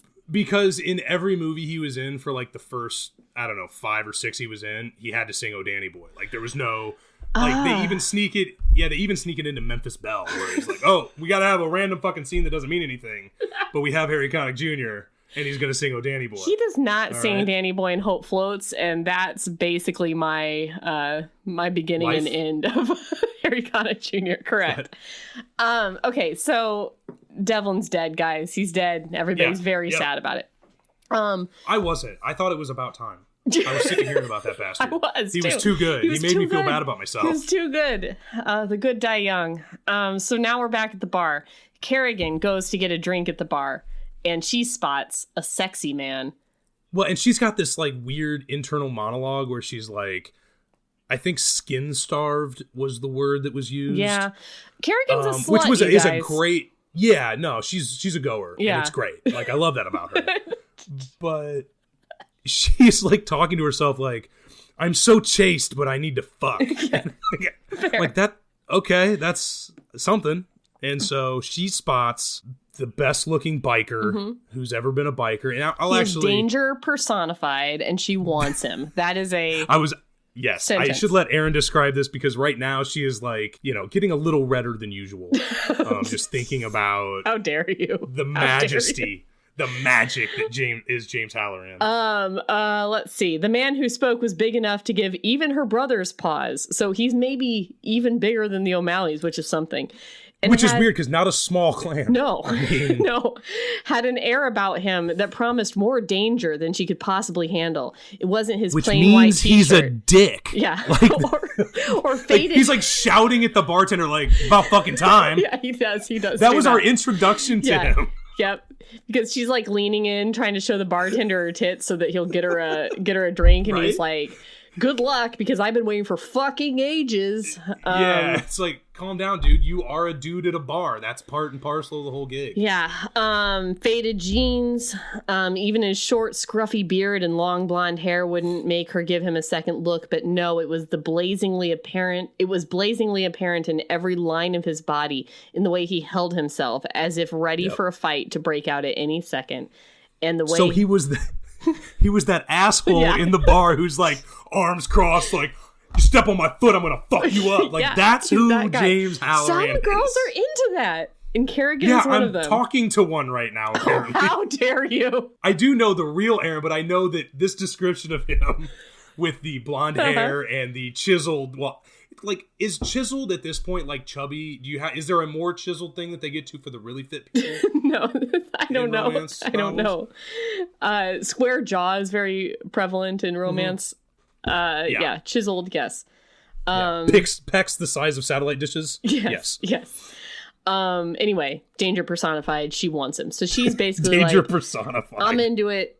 I like you. And he's like, yeah. You want to get out of here? And she's like, fuck yes. Yeah, I want to get into this mop closet. Like, so she leads him to a mop closet in the bar that she knows about, that she's like, hey, they don't have a lock on this door. I know that they don't because I fucking hear a lot. And he's like, it's called Callie's Corner. You see the sign? Let's get the fuck in here. Corner. Or Kerrigan's Corner. I'm sorry, Callista. I didn't mean to do that to you. No, Callie's not a slut. Precious Kerrigan flower. is. He's like, wow. Kerrigan is lovely. Yeah. We're getting ready to learn that Kerrigan is lovely. Yes. Yeah. She's like, yeah, I fucking hear a lot, and maybe you ought to shut up about it because you're reaping the benefits. And he's like, yeah, I am, and I'm gonna start calling you lovely, and it's never gonna end for no reason. She like jumps up on a mop bucket or some such and hikes up her very skirt. Sanitary sex. Yep. And she has not struggled with any kind of infection ever. No, this has not been. But a they do use her. a condom. I think they James do. has it though. Well, obviously James has it. He's danger personified. Yeah. But he's not stupid. He doesn't want AIDS. That's not the type of danger he's looking for. No, he's looking for he just more wants to murder and beat the fuck out of people, but safe sex is still important. And that's a redeeming quality for your boy James. Yes. So now they're done. They're done fucking against this wall. And he's like, now we get the meet cute. This is the meet cute. Yeah, that now I really it's have now a it's problem love. with. And he's like, I need to know your name. You're intoxicating. You're the best. And she's like, I'm not going to tell you my name. And he's like, I need to know it or I'm never going to pull out of you, sort of thing. And she's like, it's Kerrigan, a very distinctive O'Malley name. And he's like, what? And like takes his dick out and she like gets on. She's got her feet on the floor now. And he's like, well, I've just learned that you're Kerrigan O'Malley. So I'm going to have to kidnap you for murder. What's up? So stop right What's there. Up? We're going to do a little play acting here because I know you have some performance in your background. We both do. So this is what this went down as, okay? So are we going to finally get to be in a school play together? Is this we're finally happening? We're going to be in a school play, yeah. This right. is, I mean, you are, from what I understand, recently named the greatest graduate of Pekin Community High School that there's ever been. Distinguished alumni, actually. That's the one. I get to be in the homecoming parade. It's going to be you next year. I know I can feel it. I can feel it. Next year, it's going to be Cole. It's not going to be me. Although Jesse was like, Jed and I got to get together. We just got to bombard them with nominations. Oh, like, yeah. no. Let's do it. Let's make this happen. No, I'm good. Well, Cole was in several school plays to include The Diary of Anne Frank. Yep. To include, I played the good guy in that one. Yeah, he was a Nazi in it. I think I actually am the one who arrested Anne Frank. You were. That's the first time I glimpsed a Cole. I was in junior high school. I attended the Pekin Community High School play, and I sat next to Cole, who was a Nazi, who was standing on the side of the theater. And then at the end of the play, he ran up and yelled, "Schnell, Schnell, Schnell, Schnell!" I said some other German words. Did you? I think there was like a schnitzel in there. I said some food. Yeah, good stuff. I threw some stuff in there, and then I took Anne Frank. Yeah. Who was squatting, by the way. It was I don't know. I don't know either. Than me. Oh, okay. She was older than me. I didn't. Anyway, and I'm sure you were in other school plays. I don't remember. Yes. I was in. I can't even remember the name of the play where I played like the KKK leader. I was basically racist in every play. What was the one where you had like a green checker jacket? There was something where you wore a green checker jacket. That was the one where I was the leader of the KKK. You played like an abusive boyfriend or something in that, right? Yeah. Yeah. Yes, you were I a did. bad dude. What was that? I keep getting typecast. I don't understand. The Foreigner. It was called The Foreigner. Yeah. I remember that now. So, that was my freshman year, I think. Here, I'm going to stay typecast and play James Halloran. Perfect. Wait, no, where are you reading? I need to know. No. I'm not reading. You're going to prompt me because I'm going to you tried to read that as like, oh, I guess now I'm going to take you. We're going to do what it actually sounded like in real life. Okay. We're not going to read from the book. You're just going to say, my name is Kerrigan, and I'm going to tell you what James Halloran said. I'm just prompting you for my name is Kerrigan. Okay. So it's like, fuck, lovely. I got to know your name. Tell me your name. My name is Kerrigan. I'm going to fucking kidnap you now. We're going to fall in love later. What? Get in the fucking van. No. I don't give a shit. No, I don't care. Shut your fucking mouth. I'm going to carry you out of here. Get in the back of my van. You're going to fall in love with me. I'm a good guy, I promise. I'm going to kill you a little bit, but don't worry about that. It's cool. Just get in the fucking van. No. Yes. You're done. We're falling in love in the next book. Like, that is what happens in real life. Okay? That is who your hero is in book 2. All right. Their meet cute is a violent post-coital kidnapping from a warehouse in Boston. Yeah. Where he then takes her later and subjects her to potential torture. Whew. Yep, that's true. And guys, Cole can do a schnell. I'm about to. I can do a schnitzel all day long. That's in my back pocket. That's part of what I do. Okay. Casting directors, if you're an HB, I live very close to Hollywood. I can be up there in 2 hours. Oh man. All right. So we're back. We're back at the bar. So James has taken Kerrigan away. Callie's dancing. Kira's dancing. Sloane is dancing. And they eventually leave the bar without Kerrigan. And they're like, she left with some blonde guy, but we're fine. Then Teague texts Callista and is like, hey, Devlin's dead.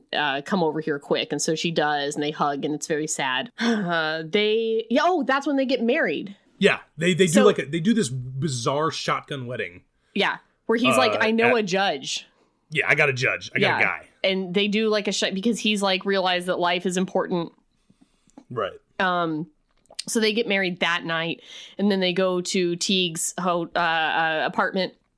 They fuck because they're married now, and they're in and now it's wedding okay. bliss. Now it's okay, and it's all. By the way, we've kind of bizarrely skipped over a lot of the sex scenes. They're very good. It's just there's nothing weird about them. No, they're just like great. Really they're good. They're just really good sex scenes. This is a good book, guys. It's just a lot of logistical problems, but it's a great book. Yeah, hopping like the actual plot points that are important are really good and are well done. Mm-hmm. It's getting from A to B, B to C. That stuff in the middle is kind of. But they're great plot devices. They're just not believable plot devices. Yeah. And I feel also that I'm letting down the Melody fans because I'm not getting as into the sexy parts. That's okay. That's okay. It's fine. Sorry, guys. I'm a one-off. It's okay. So Teague gets a call that morning from Aiden, his brother, who says, listen, you've got to come back to the house because the Hallorans have Kerrigan. And they've told us that if we don't find Brendan's killer within the next 24 hours, they're going to murder Kerrigan. And so Teague tells this to Callista and is like, hey, listen, they're going to murder my sister Kerrigan, the one that you just became friends with last night. And that was James Halloran that she fucked in the mop closet and he kidnapped her good. And they're going to murder her up. And so I've got to go. And Callista, come with me. And Callista's like, no, I'm going to turn myself in. But she doesn't say that. She's just like, I'll get an Uber. It's fine. And so he leaves. And Callie now knows, Callista knows, the only way to save Kerrigan's life is if she turns herself in. This is where the book turned into Taken. Fair. This is where all of a sudden Callie is Liam Neeson, and she's like, now I can do this whole fucking thing. I got this. I'm gonna break into the compound. Yeah. I'm gonna cascade in. I'll obviously be able to make my way through everybody. They won't know who I am, clearly. No.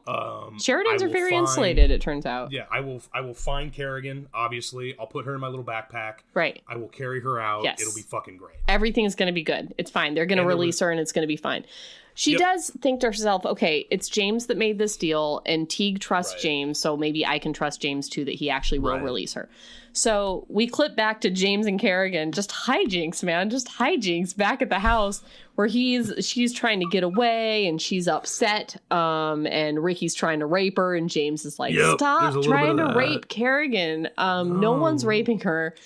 Get out of this room. And then Kerrigan throws some lamps at him. It's cute stuff, you guys. It really is. It's sort of like, you guys remember You've Got Mail? It's sort of that kind of really You've Got Mail, cute. Meaning the Meg Ryan Tom Hanks movie, not the book You've Got Mail by Erin McCarthy, Bad Boys Online.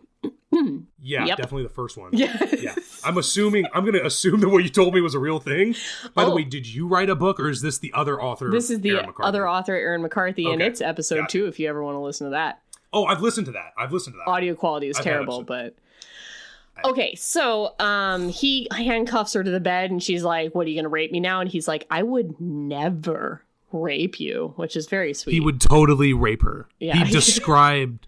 Like he fucked her in a closet and then kidnapped her. Let's not pretend that rape for him is something that's way out of bounds. Like, I draw my line at forcing myself on a woman. The thing is, James knew, I know I said I like James, but he's really good in book 2. But James knew the whole time Brendan was just murdering strippers, apparently, the whole time that they had but he was this shipping strip in club. girls.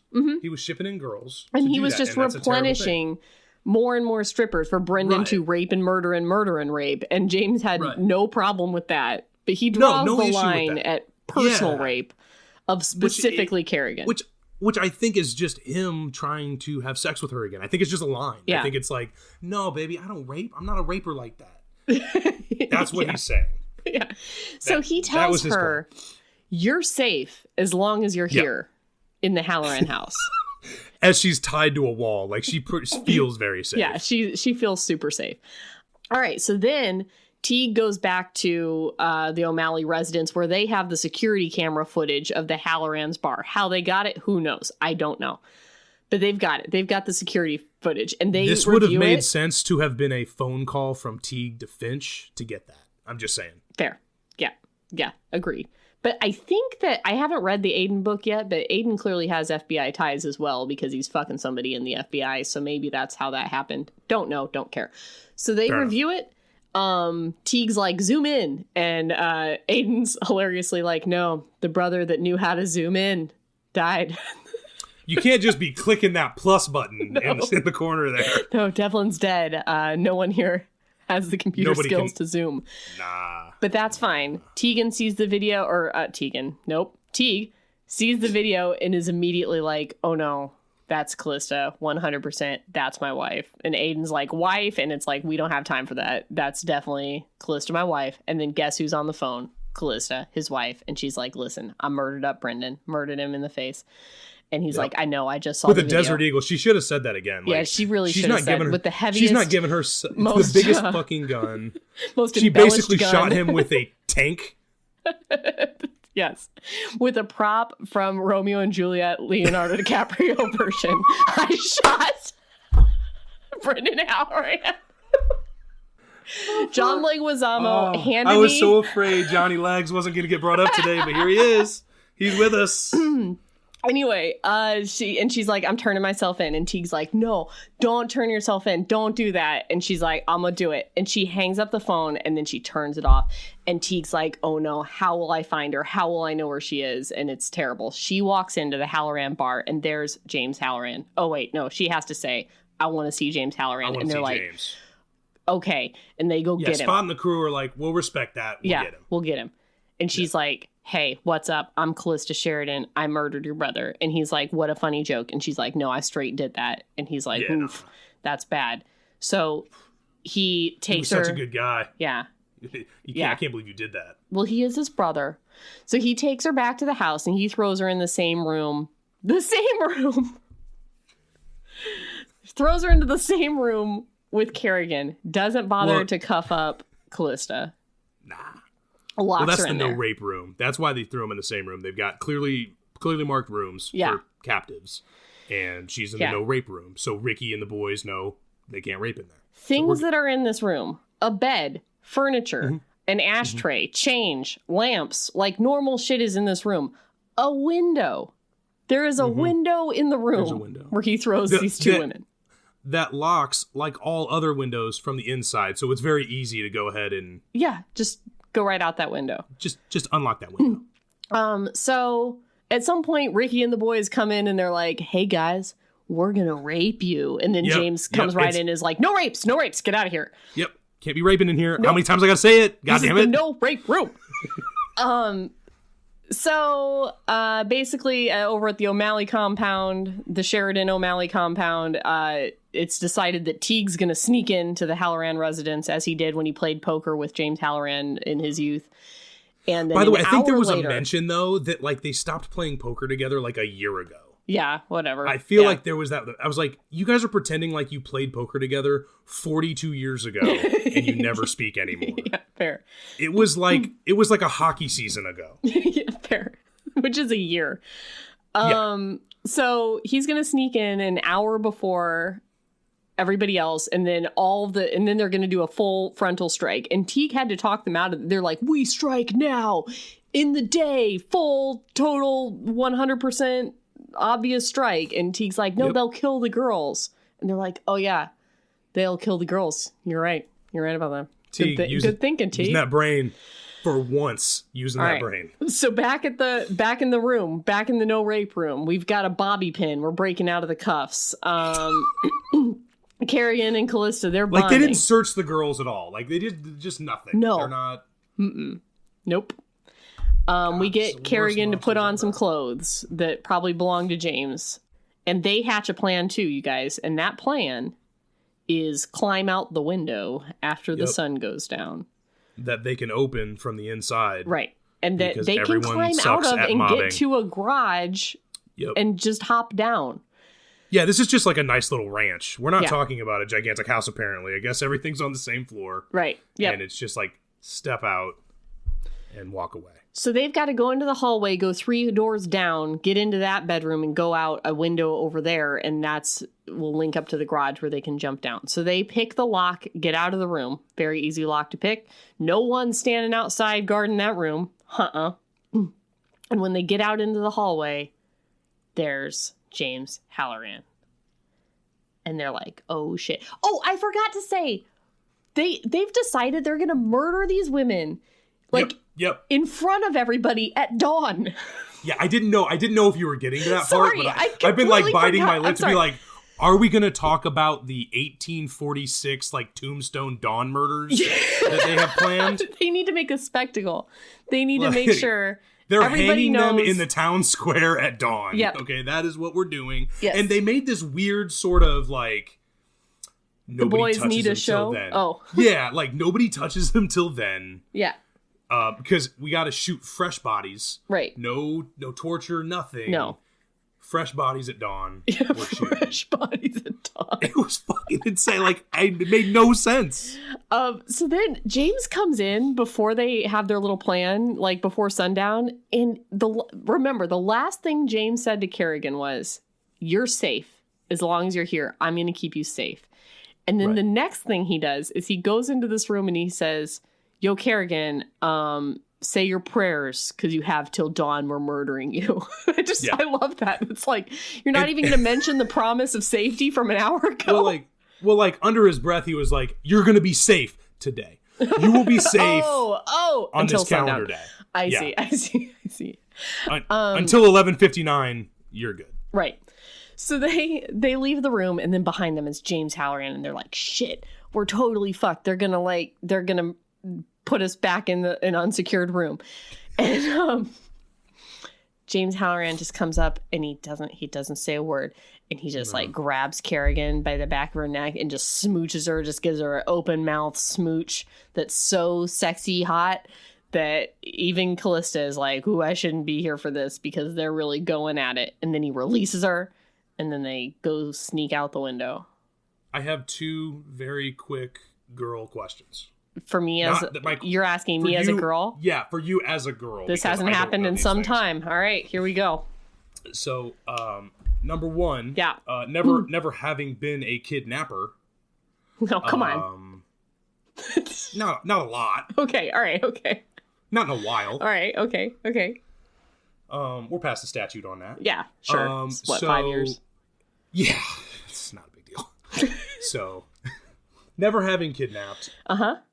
What are the chances if some guy has sex with you, finds out who you are, then violently kidnaps you, which is what happened because he like pressed her down so she couldn't scream. Oh yeah, like, it was not a... Again, my reenactment is far more accurate yes. than what Erin tried to tell you about James. So, I'm sorry. It's just like he's really good at sex in the next book. What's up? What are the chances, because you haven't been in the next book yet, that he comes in and is like, I'm gonna fucking kiss you, that you're like, yeah, no, I'm into that. That's cool. Yeah, I'm not going to be into the smooch. I'm not going to be into that. That's smooch. What was difficult for me in this was like, yeah, she's really into this hot kiss, but like, I mean, it feels like he's at that point. She doesn't know. Right. He's letting her go. He should come in and be like, they're going to kill you at dawn. Get out of here. And then had they kissed, I'd have been like, I get that. Yeah, because she seems to super hate him and be really freaked out that he's going to rape her. So I would still be freaked out about that. She'd been on that edge of rape for like a day now. Yeah. And so it was weird to me that she fell into that. The other thing was from a physically attractive standpoint.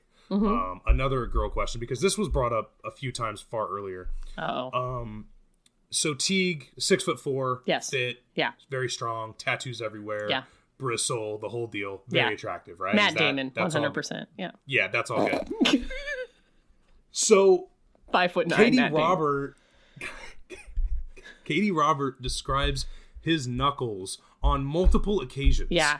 And the tattoos on his knuckles. Teague? And how much... Teague. Yeah.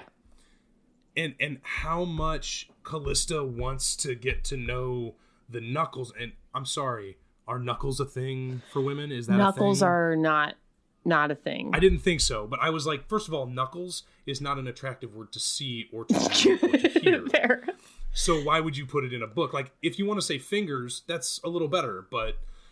the knuckle thing got to me. Just wanted to double check that I hadn't been like... I've been ignoring my knuckles when I work out. I do not work out my knuckles. You don't? Look at my knuckles. No, I don't. They got little like squeezy things for rock climbers that probably would help out. Not in my public workouts. I have to let you know, the whole time I've known you, I've cringed every time I've looked at your knuckles. They're overweight. They're chubby. They're chubby knuckles.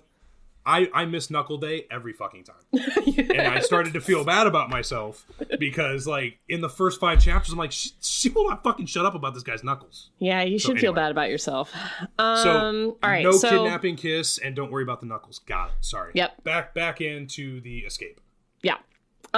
So they get out. They're trying to avoid the searchlights on the Halloran compound. By the way, James could have just driven them away. That's a thing. Yeah. James could have let him go at any... James could have not kidnapped Kerrigan or Callista in the first place. Both kidnaps were executed by James. Yes. Additionally, Teague, before he goes out to do his rescue, makes a desperate phone call to Finch. Right. And Finch is he's like, they're going to kill these ladies over the Halloran compound. And Finch is basically like, we can't do anything about that. And then Teague says to the FBI agent who's running him, this thing between us is over. Find another fucking rat, and hangs up. So my note to that was, so this ends with Teague getting arrested then for all his mob crimes. Yeah, you still did the crimes, dog. Like, because, again, Teague... This book is a very clear example of, if you are super hot, you don't have to be good at what you do. Yeah, okay, fair. You can be, if you are Callista or Kerrigan or James Halloran or any of these people that are crazy hot, you can be a stupid mobster. It's cool. Yeah. About that. So they get out, and then all of a sudden somebody comes up from behind Callista and claps a hand over her mouth and is like, "Don't fucking scream!" And then dun dun dun, it's Teague, and then they go run, avoiding the lights across the shma. And then I'm just imagining laser tag at this point. Yeah, like, it basically is. And then they jump the fence over the thing. Yep. And then they get over the fence, and then pop, pop, pop. There's a bunch of bullets, and one of them hits Teague. And then Callista grabs the gun, and she's like, pop, pop, pop. And like she murders up some people that were in the bushes. And then a car drives up, and it's the FBI. It's Finch. And he's like, get in the car. We're the FBI. And she's like, got the gun. And he's like, I don't think you want to add to your body count. And then she realizes the guys in the bushes are FBI agents. Like, if the FBI was going to come, Finch could have just said on the phone, stand down. Yeah, stand down. We're coming. None of my agents have to die tonight. But I think Callista murdered an FBI agent here. And didn't feel near as bad about that. No. As she did about killing Brendan Halloran. Right. Which was another bizarre moral choice for our heroine. Right. So she's a real bitch to the FBI on the way. She really is. It's like, I don't know. And so then they get to she finds out he's an informant. She's a little bit pissed about that, but she's fine with it. And then they get to the hospital, and he's going to be okay. And they smooch, and that's the end. That's the end. Yeah. It wraps up so insanely quickly. Yeah. And because here's the thing, like, there, unless I forgot it because it's been a minute since I read the end. Like, were there arrests by the FBI? No. Yeah. So here's the thing. This didn't end the war. No. The war's still going. And that's what everybody has a big old problem with Kerrigan and James. That's not a love match. That's because he's a fucking psychopath. Yeah. But she's a whore, so it's okay. But like, she's betrothed to another fucking psychopath, if I'm remembering my characters correctly. And I want to be very clear. I'm not trying to slut shame Kerrigan at all. No. But that kidnap kiss is just like slut shaming is not something that's in the Cole repertoire. Slut praising is the only thing that I've ever heard you do. That should be the name of the episode. Slut praising with Cole and Erin. That would be my segment. Slut praising. Let's talk about Kerrigan for a minute. Lover moves. Lover moves. Yeah. Smoke show. All right. So is that it? Are we done? I think that's the end of the book. One real quick thing. Mm-hmm. I didn't know what the parameters were, but I wanted to be prepared for everything. Am I supposed to have a lady love of any kind? Cole, do you have a lady love? I do have a lady love. I knew it. Thank you for asking. I knew you would. Thank you for asking. I actually have multiple. Multiple lady loves? Yeah, multiple lady loves. I have geographic lady loves. I have all kinds of stuff because I feel like once the comments come in on this episode that I will not be asked to return at any time, so I wanted to make the most of my time. So it's been a weird month. It started with me going to the Saved by the Bell pop-up restaurant. Yes, I know that happened for you. Congratulations about that. One of them is I did some research for y'all because Saved by the Bell is the greatest thing that's ever happened in my life from an entertainment standpoint. And they are going to do a permanent one in Vegas, but if you're ever around one, do it. It's fucking great. But the other lady love is it's the holidays. Food Saved by the Bell pop-up restaurant. That's my lady. That's one of my lady loves. I feel like right all of our lives have been culminating to this moment where you could be like back in the day, 15-year-old and 18-year-old Cole, or 15-year-old Erin, 18-year-old Cole, whatever our ages were. We were all leading to this moment where you would come on my podcast and recommend the Saved by the Bell pop-up restaurant. Yep. We can be done now. This is the end of our friendship. This is it. So, yeah, we'll never talk again. No, but it was great. It will be in LA until next September, and they're going to do a permanent one in Vegas. So if you're ever around one, hit that. The one that everybody can get to, and the holidays are here, and I am a huge food guy. Just eating it, not necessarily preparing any sort of fine food. I just like to eat it. But my wife found this ice cream online called Bluebell ice cream. Have you ever heard of this? Yes, it's like a Texas thing. Yeah, Bluebell ice cream. You say that like I lived in Texas for 22 I lived in years. Louisiana.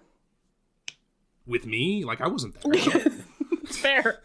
Like, Jesus. It's a great ice cream. I'm sorry. I'll back down. I'm sorry. Yeah. So Bluebell ice cream, phenomenal ice cream. In California, we can't get it. It's not here. But they have this flavor called Christmas cookies. It's the Christmas season, and it is very good. Like I made a mess of myself with that. There was problems. Did your knuckles get fat eating the Christmas cookie ice cream? Let's put it this way: Jess came home from work one night, and like she said hi because she's a nice person. Goes straight to the freezer. Gets out the Christmas cookies and looks at me and she's like, there's way less Christmas cookies in here than there was last night. What did you do? Yeah, so the fact that there's an ice cream out there so good that it can cause a problem in your marriage. And so I encourage you, or any relationship you might have, I encourage you to get Christmas cookies ice cream for the holidays. It's absolutely delicious. Their Dutch chocolate's also really good too. They got a bunch of flavors. Apparently everyone knows about it. I'm an idiot. No. I'm sorry. Go and get you some Bluebell ice cream. It's very, very tasty. All right. In the same vein, we ran out of pie before we ran out of Cool Whip, so I started putting it in my coffee. That's a great idea, guys. Oh, I mean, I hate coffee, but Cool Whip and anything is... Mm-hmm. I'm a Cool Whip guy. I get that. All right, HBs, I want to thank you guys. I want to thank Erin very much. I want to thank Melody a lot for having kids and giving me the opportunity to be on this podcast. I do listen to it a lot. You guys are great. I can tell you I've talked to Erin a lot. It means so much to her and Melody what you guys do. And it was awesome being on this podcast. So keep being a badass. And love yourself as much as you love going to Bone Zone with your smoke show. What? Just kidding. You know what? I don't have to say it because you're going to read it in the Cole romance novel that's going to be out, Avon probably, or Harlequin next year. Yeah, I'm working on that. I'll get on that series. As much as you love slut praising with Cole. Yes, of course. All right, guys. Bye. Bye.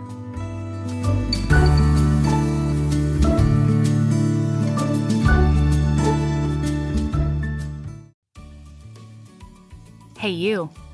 Yes, listener, you. Are you loving the show? If so, please leave a rating and review in your podcast app. The 90 seconds you take to say something nice not only helps new people find the show, but it makes me super smile over at HBHQ. Also, I've had a few people ask, and the answer is yes. We are still doing the 5-star bribe. If you leave us a review with 5 stars, then we'll do whatever book you want. We're real deep into the list, though, so it might be a while. Lilas! Okay, back to the show.